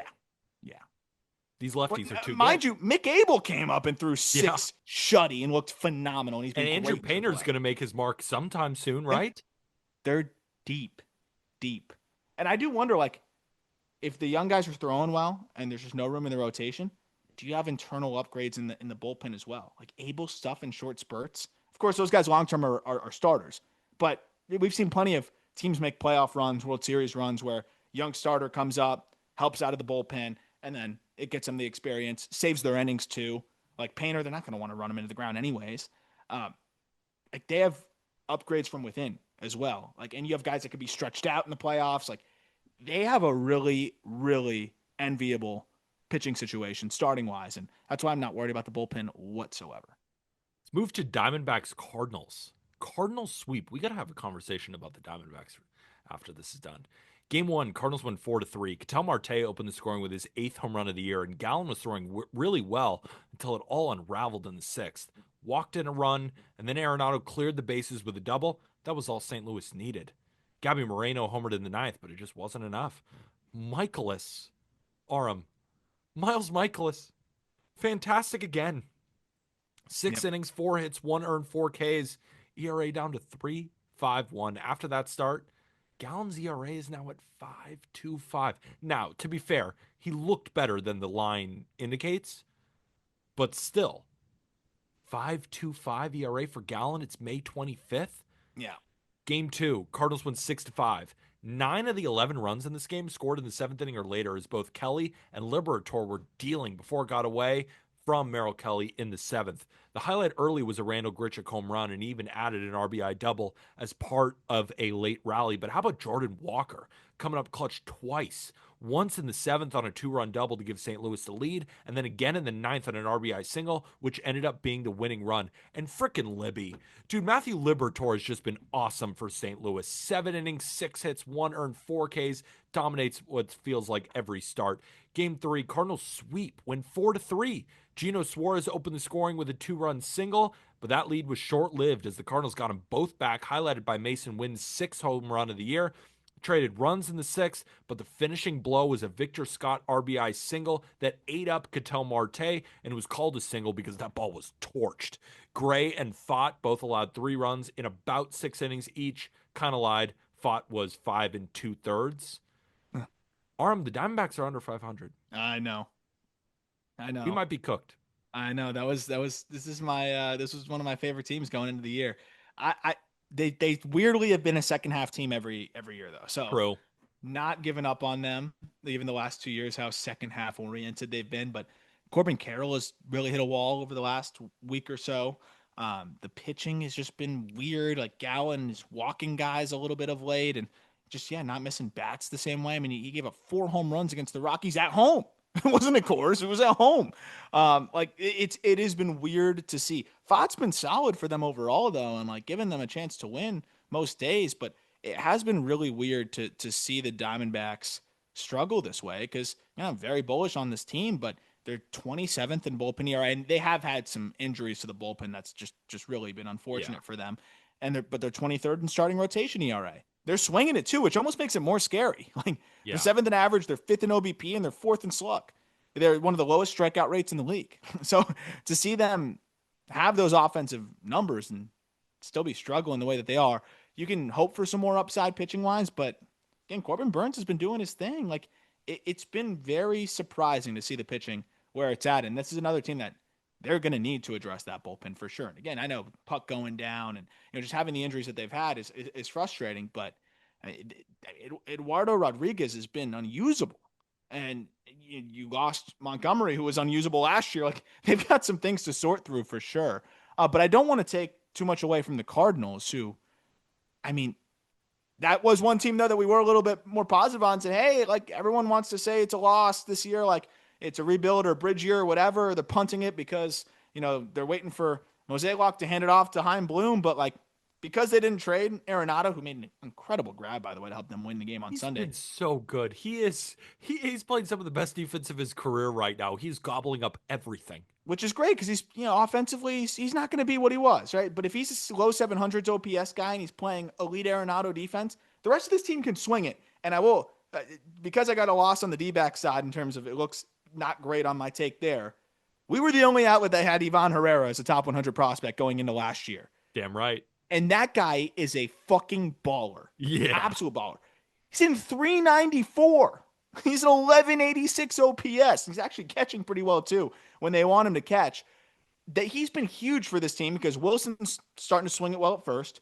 But like you have several guys now that are just performing. They can hit, man. And they're pitching pretty well too. This is a decent team. Libby's got an ERA under 3. 2.73. Can they free Michael McGreevy though, please? I understand Michaelis has been fine. So I got who are you going to send down, Arm? Because Michaelis is a dog. Sonny Gray, you're not doing anything with. Eric Fetty's got a 3.71. I mean, Andre Palante is, I guess, the odd man out. He's got a 4.18. He's been perfectly fine. So who are you taking out of this rotation? Just because of the principle of it, like Michaelis. But no, like he's been great. It's crazy.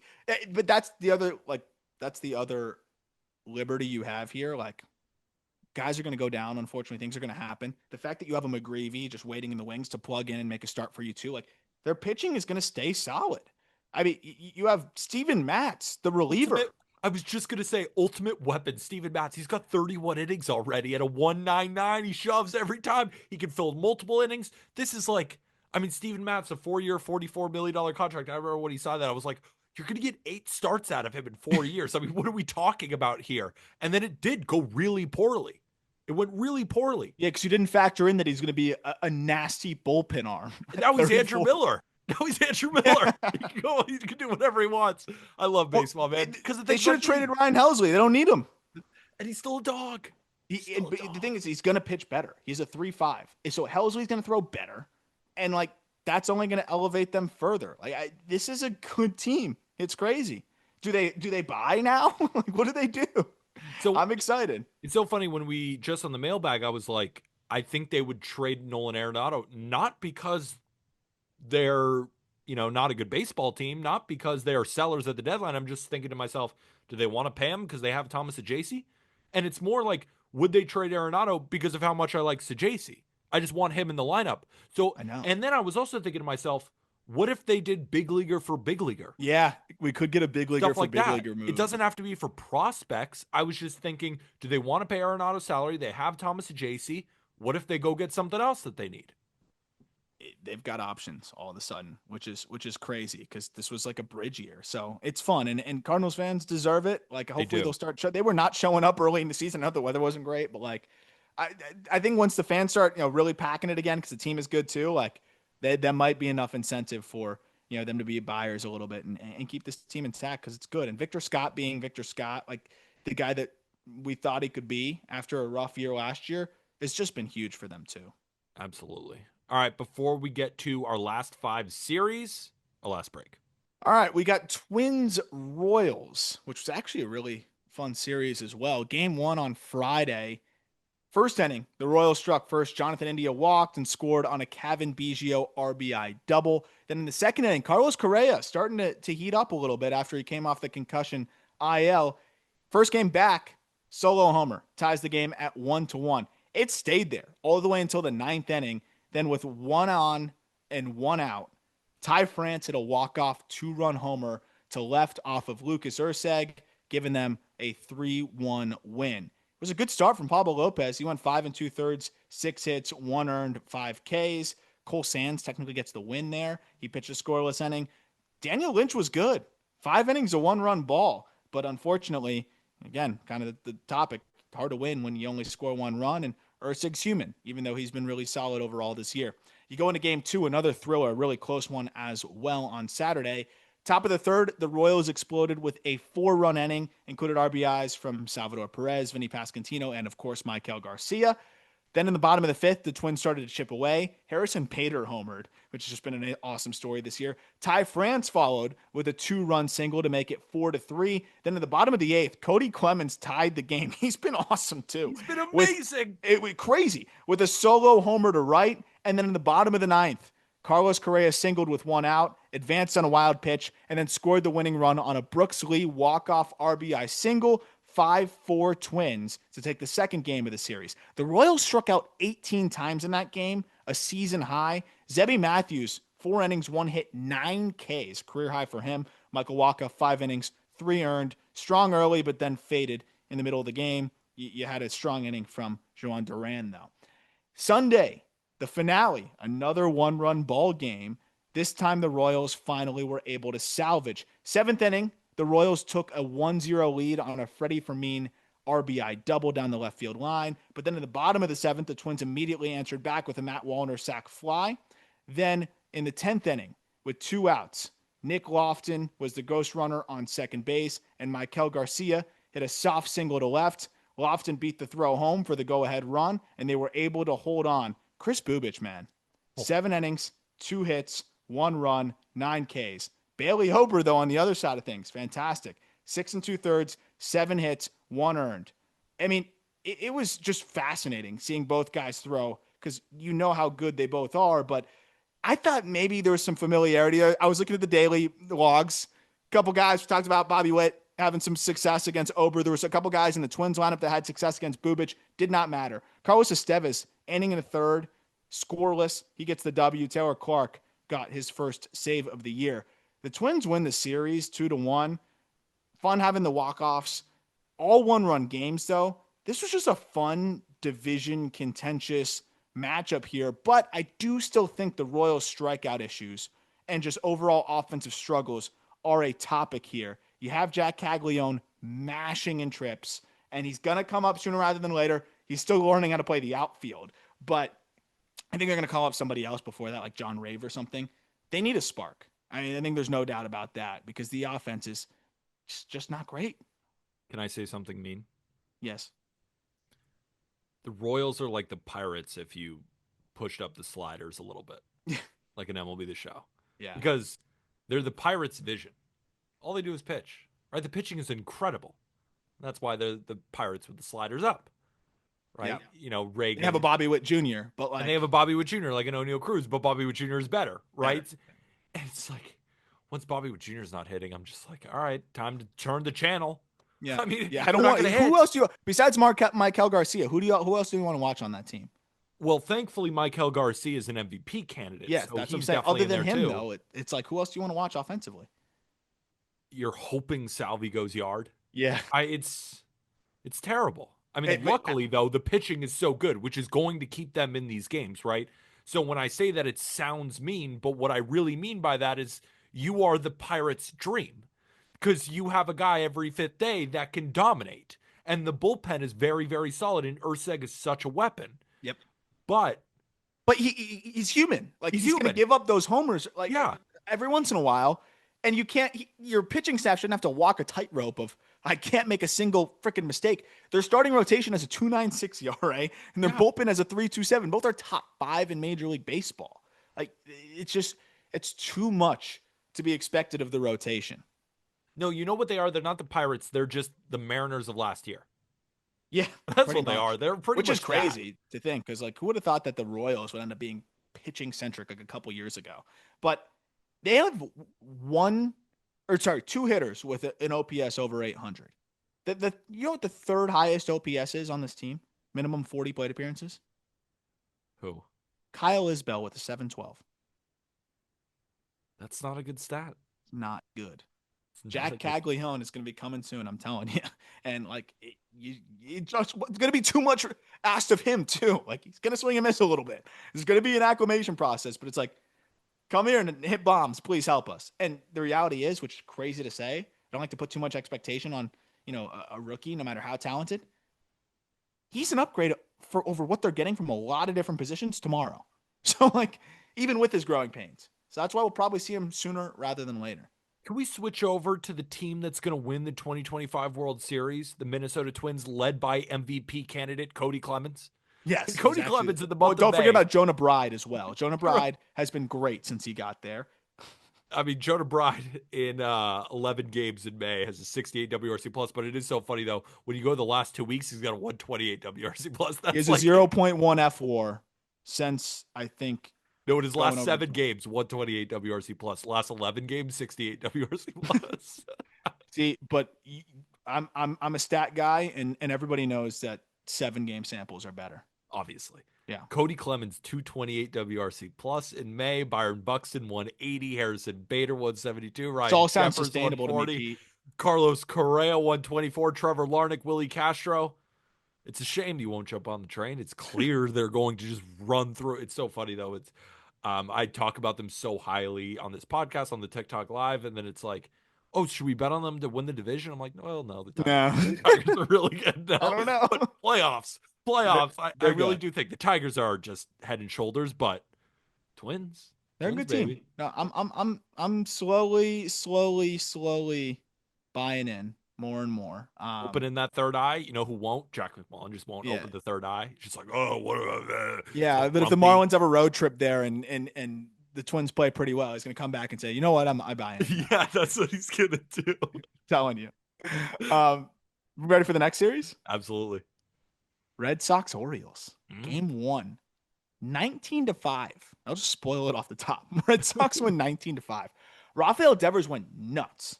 Absolutely nuts. But what's crazy, it was actually close. It was 2-2 until the 6th inning. Yeah. And Devers broke it with a 3-run homer, and that just revved up the Red Sox offense. They exploded for 13 runs in the 8th inning. Their highest single inning total since 2003. Mind you, like just to put in perspective, the Florida Marlins won the World Series that year. That's how long it's been. Devers capped the inning with a grand slam, bringing his RBI total to 8 for the game. He finished that game 4 for 6 with 8 RBI and 2 home runs. Rob Refsnyder was 3 for 5 with 4 RBI. Unfortunately, though, on the negative side, Alex Bregman left the game with a significant quad injury, which ended up resulting in Marcelo Meyer, which we'll talk about in game 2, getting called up for his big league debut. The Red Sox throttled once like Emmanuel Rivera came in to pitch. He allowed 8 runs, so that definitely hurt them. But Brian Bayo, 4 innings of 2-run ball. Whitlock got the win because he pitched 2 innings off of that. Game 2, day game. We had a doubleheader here.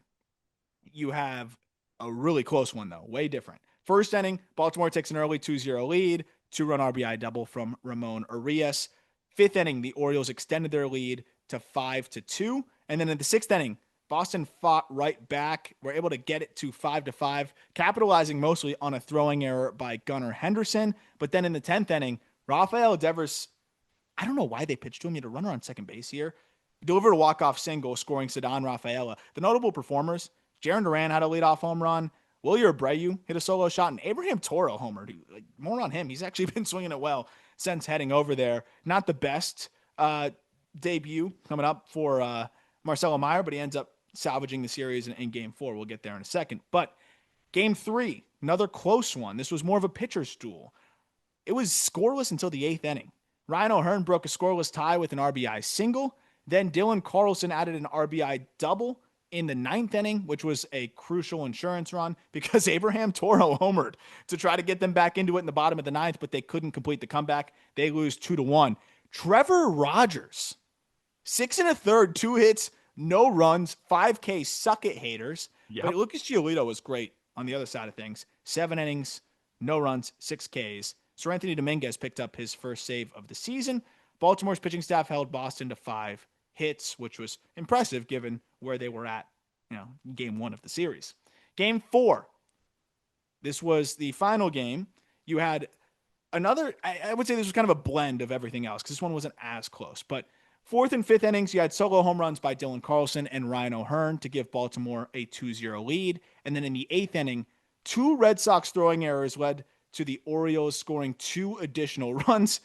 9th inning, Abraham Toro, just garbage time king. RBI single to prevent the shutout, but that was it. 5-1 win for the Orioles. Dean Kramer, 5 1/3 shutout, 4 Ks. Ryan O'Hearn continues to mash this year. 3 for 3, homer and that aforementioned double. Jarren Duran did go 4 for 5, but Marcelo Meyer picked up his first RBI hit his first MLB hit and a double. It was nice to see him after 3 Ks, I think, in his first career game, settle in and have some good ABs there. Orioles secured their 2nd consecutive win, marking their first back-to-back victories since early May. So a 2-2 split on the series, but it felt like a win for Baltimore, and it kind of felt like scuffling for the Red Sox.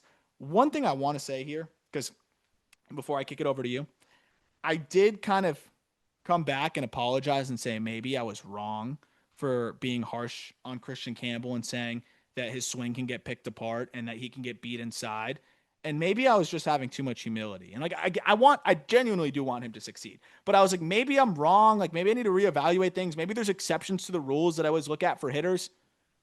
I don't think so. Actually, he's going to need to make an adjustment because he's now hitting 224, 314, 359. That's an 88 WRC plus. He was seeing fastballs in hitters counts pretty frequently. And also, like, I think that I don't have the exact numbers in front of me, but I'm pretty sure the fastball usage when he's ahead in the count has cut by about 20 or 30%. And he's also been getting attacked inside, which is what I was afraid of. Again, when we wrote him up, I thought he'd be able to hit mistakes enough to have success, to, kind of be that mid 700s, maybe, in good seasons, push to that 800s OPS. But I felt like Major League Pitching was going to be able to, specifically execute a game plan that could make things difficult for him. And I thought maybe I couldn't argue against the numbers out of the gate. Like, he was crushing baseballs, but as you know, major leagues, they adjust to you. And now on the season, on pitches in the inner half, he's hitting 208 with a 631 OPS. And if you go into the inner third, that OPS drops under 600. So again, super talented. I think he's going to make the adjustment to be a solid player, but I think now you're seeing why he wasn't a top 5 prospect for us because I do think there's some flaws to the swing that can get exposed. And unfortunately, it's coming at a tough time for the Red Sox with Bregman out and the offense. I know they had the big explosion, but not being consistent for them. So funny. I had a Christian Campbell takeaway because I was like, I don't think Arm's going to want to mention it because of all the Twitter trolls just in your comments. It's just so much about The Christian Campbell. first two So much. weeks, it was like, It's so much about Christian Campbell. So I was like, I don't think he's going to mention it. So I will. In Christian thanks. Campbell's last 16 games, he's slashing 111, 164, 159 for a negative 18 WRC plus and a negative 0.8 F4. Yeah, that's crazy. And like he's not that bad. Like he's gonna Yeah, of figure course. it He's out. not the worst player of all time, but like at the same time, the reason you were not just looking at his minor league numbers and being like, that's the third best prospect in baseball. Because look, he's crushing AAA. You went into your bag, you analyzed the swing, you did all the deep dives that you possibly could manage, and you came up with he's a mid of the top 100 prospect. Even Good a little bit player. higher than that. A I little think bit he's gonna be higher a good than that. player, right? You were in the 40s or something, 30s. Yeah. Good player. The amount of He's like, do not the you best player of all time, like everybody made him out to be. Rookie of the year favorites, all this kind of stuff. Like, you're in your bag. You are in your bag. and like again, I don't like he got his bag, so I feel a little bit more comfortable like That's talking about this. another reason why it's not just a regular rookie. This guy signed a pre-arb extension. That's why He's I'm paid. perfectly fine bringing up the fact that Sadan Rafaela is also slashing 243, Yeah, 284, he got his 357 bag. with a Good for them. 74 WRC plus. These guys got their bag. They don't give a shit that two guys on a podcast are talking Yeah, about him. They're I don't spending care their either. money at, they don't care. The only reason I'm bringing it up from that lens is like I really was thinking like, okay, this is a good recalibration, like learning scenario, like all of the things that I know about the swing and that I've learned about the swing that I look at when I'm evaluating players. Like maybe there are exceptions to the rule, and like he is somewhat of an exception because, like I said, if you ask most hitters to try to hit like this, they wouldn't perform in Double A or Triple A. He's a freakazoid, but there's just with pitches coming in at 90 plus and the stuff that guys have and the execution, you can't have wasted movement and you can't have things disrupting your timing to the degree that Campbell does.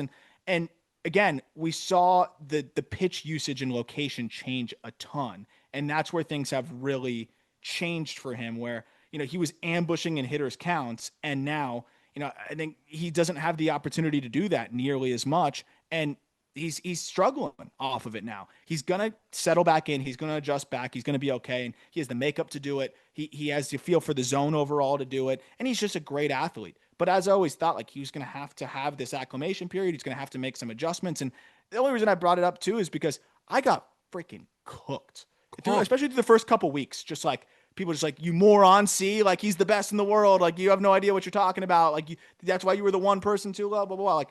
And again, I would rather be wrong and a guy succeeds because like it's his life. Yeah. But now that he got his bag, I'm like, hey, like I can chirp you. I don't want to rewrite all of the rules that I understand about hitting now. So like he's gonna make some adjustments. They'll get him right. The Red Sox are great with that. It wasn't broke yet, so you didn't want to fix it. I get it, especially with him starting hot. But there's gonna be that fix now, and he's gonna get right and he's gonna be solid. But as we thought, like there was gonna be an adjustment here. My last thing on this series, and this is a joke, but there's an element of truth in it. Did the Orioles win the Trevor Rogers trade? And I want to shout out our Discord. I want to shout out Schroeder, because he even made a point. He was like, when the Orioles were so good last year, I was super negative.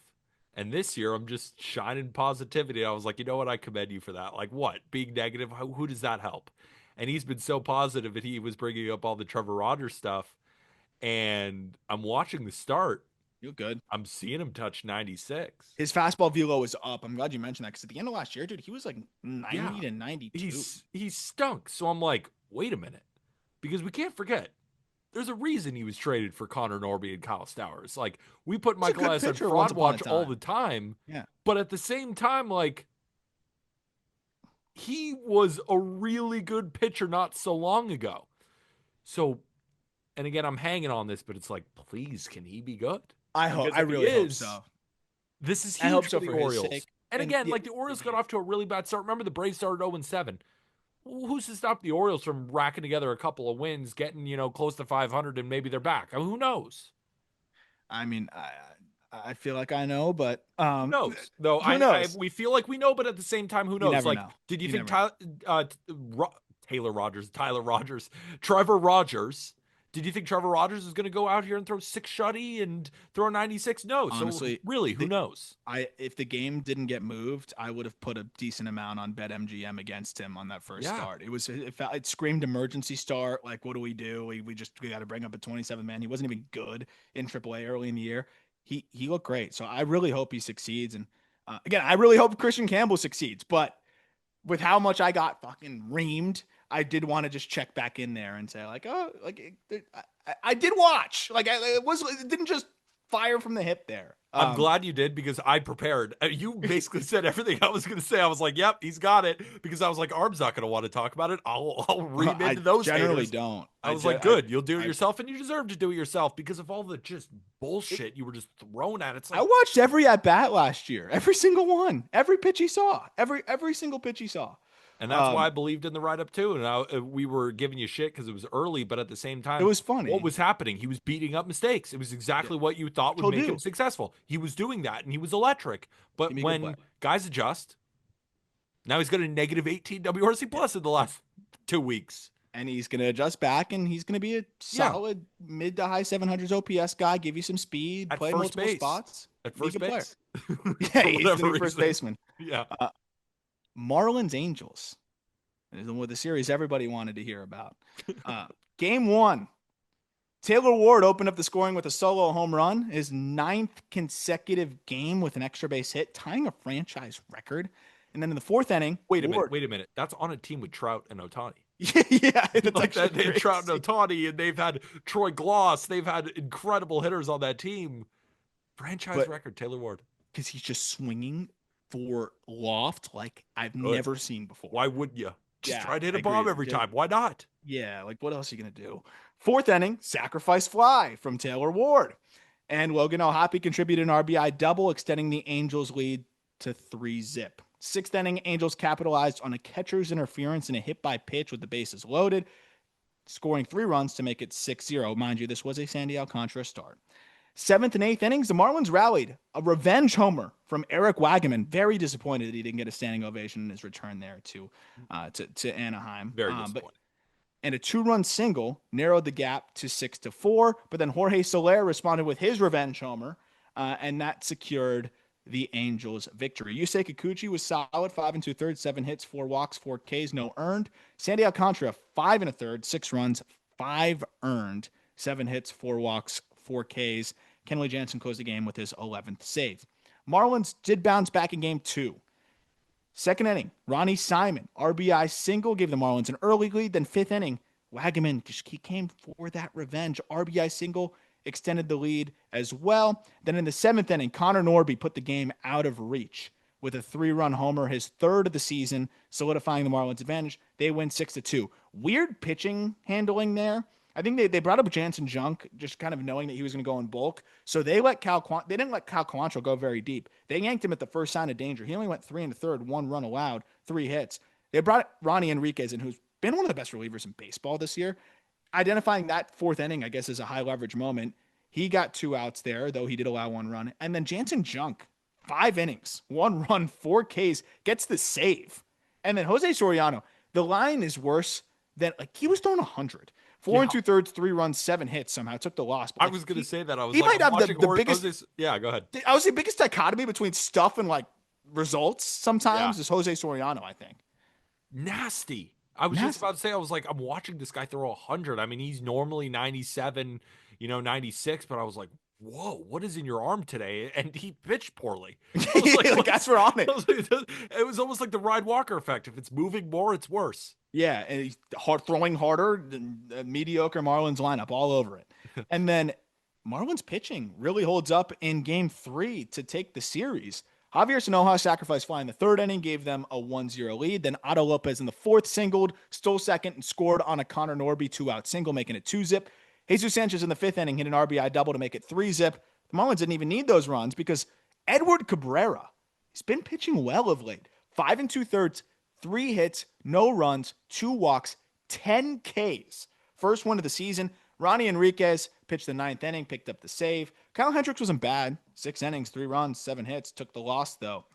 Marlins won the series 2-1. First road series victory of the season. Is that correct? I have it written down. I don't even know if I believe that. Um, Angels 8-game winning streak was snapped in game 2. And I mean, again, Edward Cabrera, I feel like is the big story here though, because if he's throwing really well, I mean, that all of a sudden ends up being an interesting trade chip potentially too, because the stuff's not a question with a guy like him, but it's just been consistency and execution. Some team's going to buy into that. I mean, the stuff is too good. I mean, he throws like a 94-mile-an-hour changeup. I Yeah, mean, it's like, I it's don't know if crazy. that works, but someone's going to see that and be like, yeah, we'll take that. I think the big story is, right, you know, over the past weekend, Yankee fans are turning their backs on Juan Soto. Angels fans kind of turned their backs on Eric Wagman. I mean, Yeah. think about it. Guy comes back, clearly elite. You're not even going to notice? You know, No standing O, no nothing? how many That's people the in big the state? story.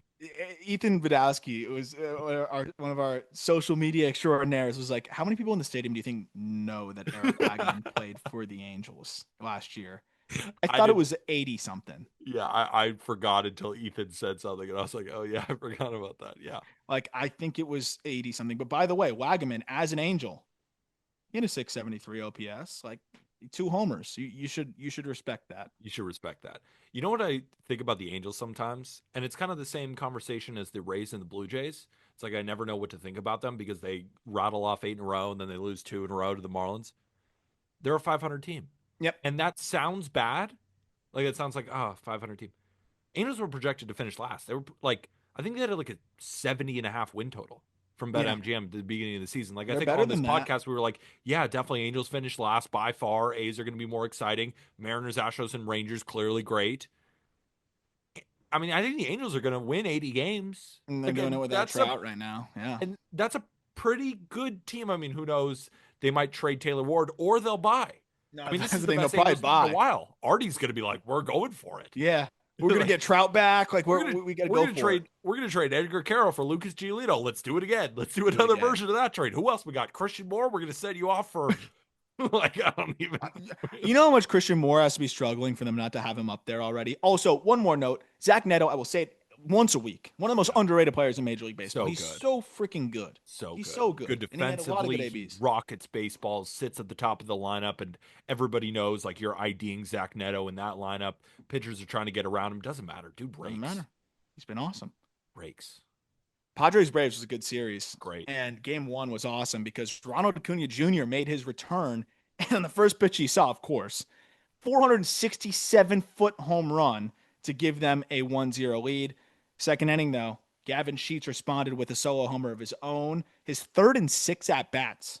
That's crazy. He's red hot again, right when he thought he was going to cool off. Stayed at 1-1 until the ninth inning. Manny Machado broke the tie with a solo home run off of Raisel Iglesias, securing the Padres' victory, snapping a 6-game losing streak. Nick Pivetta was awesome. Aside from that, Ronald Acuna homer. Chris Sale was also awesome, but he gets the no decision. Robert Suarez earned his 16th save, and I mean, he's just disgusting. Yeah. Game 2, a little bit more lopsided. Braves take that one 7-1. Nick Allen, RBI infield single, gave them a 1-0 lead in the second. In the third inning, Matt Olson hit a solo homer, his 12th of the season. That extended their lead. And then in the sixth inning, Ronald Acuna continued to just show that he's got no rust. He hit a 2-run homer, 427 feet, second consecutive game with a homer. And then in the seventh inning, Michael Harris, he delivered a 2-run single, capping the Braves scoring there, but they ended up winning 7-1. Grant Holmes, strong performance, pitched 7 innings, allowing 6 hits, striking out 6. Sean Reynolds, friend of the program on the call-up, great guy, converted hitter that's turned into a nice relief piece. He made his first career start due to Michael King's shoulder soreness, and he pitched 2 2/3 innings. He did give up 3 runs, but it was just cool to see him out there, in a spot start, and I do think he can actually be a decent relief piece for them. Padres answer back in game 3, though. It was a 3-1 lead for the Braves through 5 innings, but then Mr. Sheets, 2-run home run off of Spencer Schwallenbach, tying the game at 3-3. Then in the 7th inning, Jake Cronenworth launched a go-ahead homer, his second of the season, giving the Padres a 4-3 lead. And then Manny Machado added an insurance run with a solo homer, his 5th of the year. The power stroke is starting to come back for him. Dylan Cease pitched 5 innings, giving up 3 runs with 8 strikeouts. Jeremiah Estrada earned the win, though, because he pitched a scoreless 6th inning. Robert Suarez closed the game for his 17th save already. And Mm. Spencer Schwellenbach was great, though. He did rack up 11 strikeouts over 7 innings, but he took the loss. Just some quick series summary. Padres take the series 2-1. Record improves to 29-22 despite the scuffle. Acuna being back is awesome. Gavin Sheets is absolutely mashing, and Manny Machado is heating up again on the power side. Going into this game, and I know it's obviously such a short sample, through 9 plate appearances, his average exit velocity was 105 miles an hour. He hit a ball 115 and a half. That was harder than any ball he hit in the entirety of 2024, which I know was cut a little bit short, but still, he's so back. And then in this game, right, in Sunday's game, so those numbers were not in the numbers that I was just talking about. He goes 1 for 3 with the double, and that double was hit 105 miles an hour. He is, to have him back in baseball, for everybody watching on YouTube, they can see Arv's dog coveted.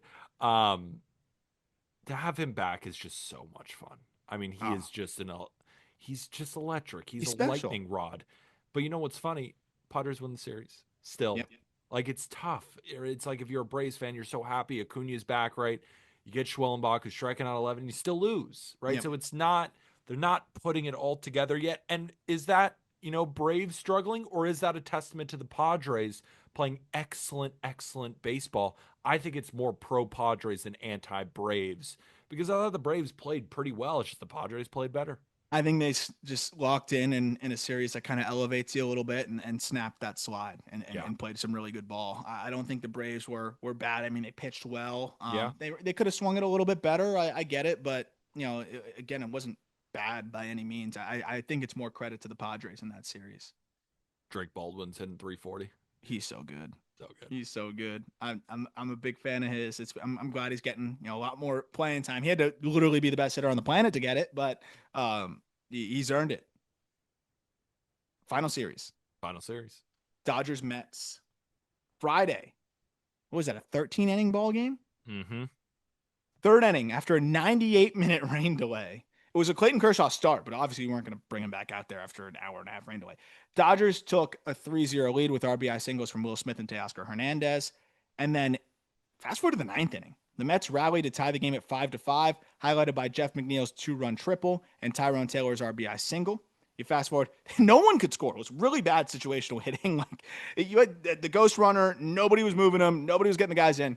13th inning, Teoscar Hernandez RBI double and Andy Page's sacrifice fly gave them a 2-run cushion and secured the Dodgers' victory. Luis Garcia pitched 2 1/3 hitless innings for the win. Oscar Brazoban allowed the 2 runs in the 13th inning, taking the loss. 3 RBIs for Teoscar was the best offensive performance for the Dodgers, but of course McNeil swung it well for the Mets there.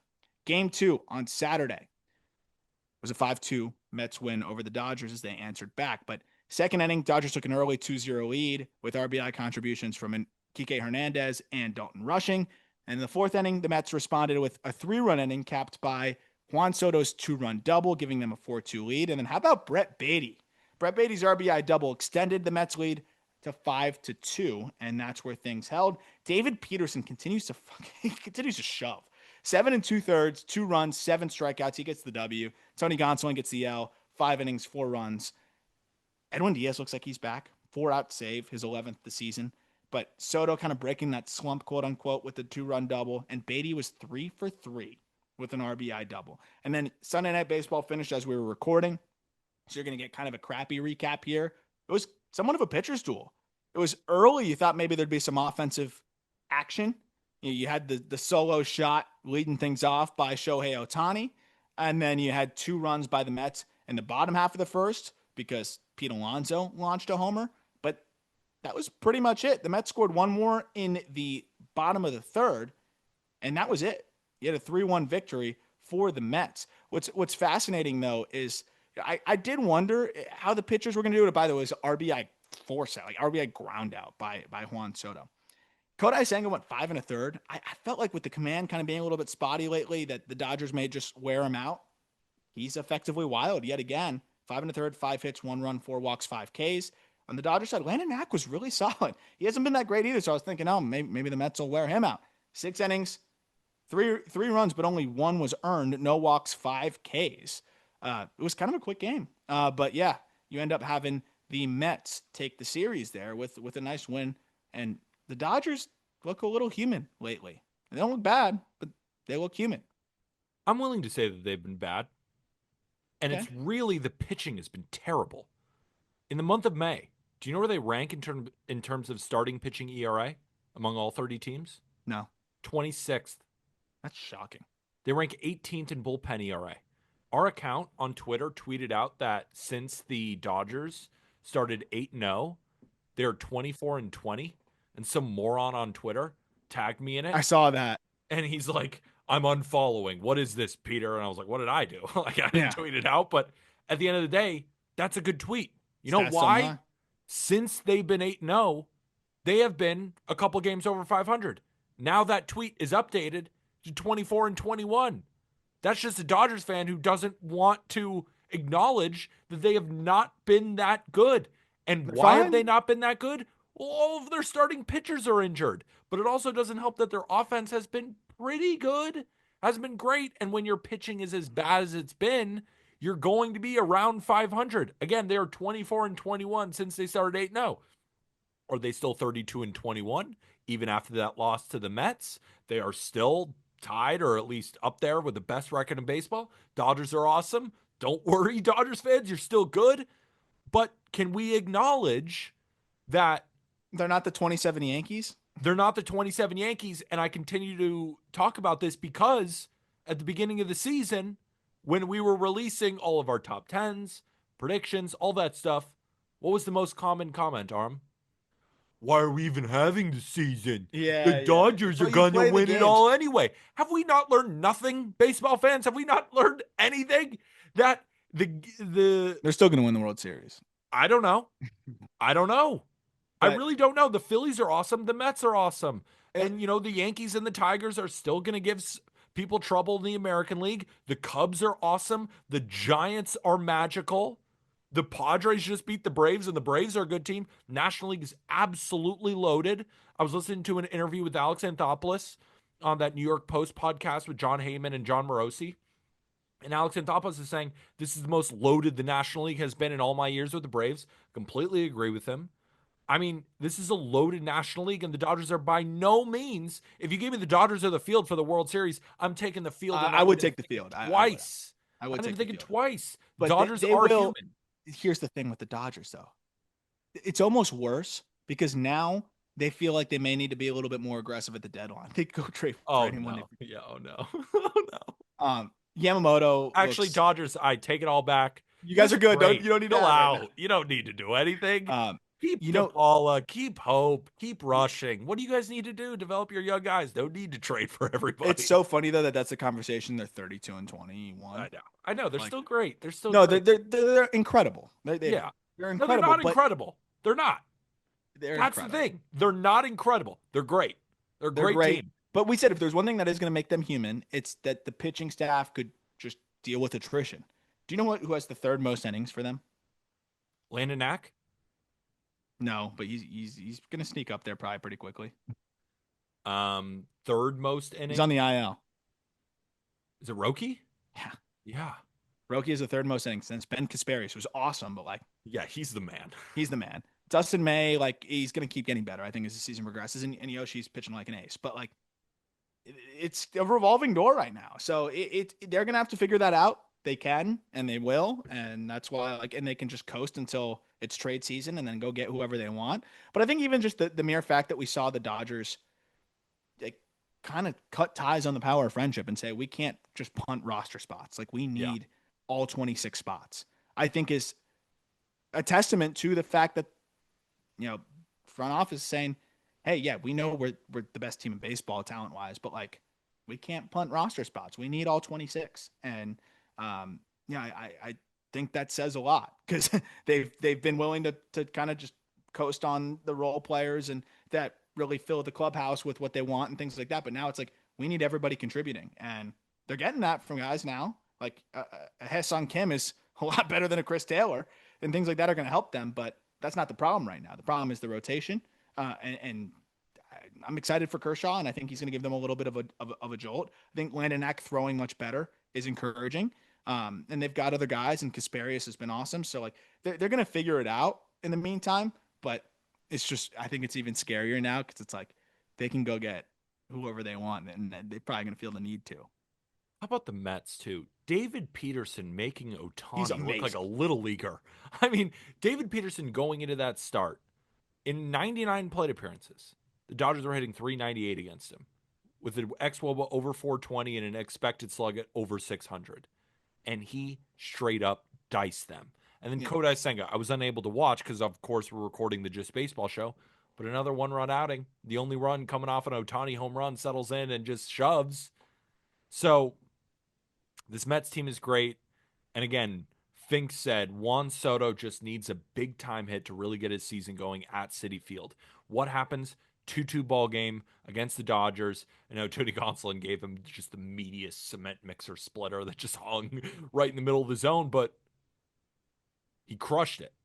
Bases clearing double, right? Gives them that 5-2 win. So big hit for Soto. Pete Alonso, again, I saw a tweet while we were recording again, breaks out of a little slump. He was hitting like 200. I mean, he was just so outrageous and then took a little bit of a slide, but to get another home run like that, the Mets are great. They're just a great team. And that's, again, another reason why, like, I'm not giving the Dodgers nothing.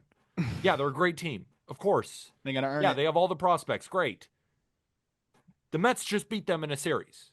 And they are 24-21 since they went 8-0. So the Mets can hang, the Phillies can hang, the Cubs can hang, the Giants can hang. I still think the They got Braves can swept by hang. the Angels. The You know, Padres like, can hang. Yeah, they just got swept by the Angels. but Like I still think that you're being a little bit too harsh on them. I Like they're 24-20. Like it's horrible. They're 3 over, even in a bad stretch. Like no, yeah, I mean, yes. But what I'm saying is they're not incredible. They're great. That's all I'm saying. yeah, that's fair. They're And not I think far and away. They're not far and no, away. no, they're not like why play the season good. They're Which definitely one of the best teams. Arguably the best team. Arguably. That's all I'm saying. yeah, yeah. Well, that's all I got. Last word? Yeah. So Or do you want to save it for another episode because we have done 2 hours? yeah.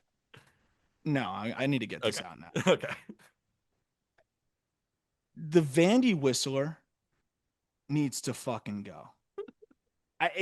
Because it's even worse. I've been at games where the Vandy Whistler is there, Wait, and then you watch it on TV. That asshole sits close to the mic, so that like everyone in their living room across the country has to listen to him the whole time. And if you're not familiar, watch a Vanderbilt baseball game. He whistles every single pitch that the Vanderbilt Commodores are at the plate. And the fact that a high this is a like a high-end educational institution in Vanderbilt with just I would like to think people that are sophisticated, and they indulge this man. They clap along while he just ruins everybody's experience. He doesn't stop. It's been years. Nobody likes it. There's not a soul out there that's like, yes, I'm so glad he's whistling today. I don't know. How do the players not crash out every day? Also, who needs attention that bad? Who are you doing that for? You think you're firing the team up by doing that? There's no way that it's like, oh, okay, those whistles are going to get me going. I'm locked in now. I don't know how the players allow it. I don't know how the fans enable it. Like, you're intelligent people. Why do you allow this? And then also, like, I don't know if whistling counts as speech, but I'd be willing to waive my First Amendment rights if it means that he can't whistle anymore. Like, just let's make it illegal. Let's stop it, because it is the most egregious thing I think happening in like sports fandom right now. And it's been going on for years now. And there's 2 of them too. Some other guy that decided to piggyback on the party, and he definitely makes it a point to go close to the mic. Vanderbilt's better than this. Like, I can't believe they allow it. And we need to figure out a way to get this guy out of there. He should be banned. I don't know what we have to do. I love this, Red. And, it's so funny because, in Major League Baseball, we have the most hated. And who is that? Probably Zach Hampel, right? Is the guy I think he's more annoying. That's what I'm saying. At least I don't hear Zach Hampel. Exactly, because Zach Hampel isn't right behind home plate or something, like messing with the game. Even Marlins, man, right? He just sits there in a weird jersey. He's not doing anything. But the Vandy Whistler is getting himself in the game to make an impact, and that impact is not needed by anyone in the stadium. It's not needed by Vanderbilt. Stop. Stop. Stop. I totally agree with you. For me, when I'm watching Vanderbilt games, I almost think it's like On mute. something dumb and I don't really pay much attention to it. But I'm glad Wow. you brought this to the forefront because it's been going on for too damn long and we're sick of it. He's up there with McCovey Cove Dave for me. I But at least McCovey Cove Dave sits in the McCovey Cove. yeah, yeah, and shuts the hell up. Yeah. God, man, yeah. Please, if we can figure something out, I just to get him to stop. He can enjoy the games. Just even maybe just whistle at high leverage, and I'll relinquish. Like I'll settle for that. But every pitch, nobody needs that much attention. And that'll do it for this episode of the Just Baseball Show. Hopefully, everybody enjoyed the weekend roundup. And if you did, best way to support, rate and review on Spotify and Apple Podcasts, as well as subscribing, liking, and commenting on YouTube. And if you want to join our Discord, the best baseball group chat in the world, you can find the link in the episode description. Happy Memorial Day for everybody out there. For Arm Layton, I'm Peter Apple. We will see you on Tuesday. And with that, thank you, everybody.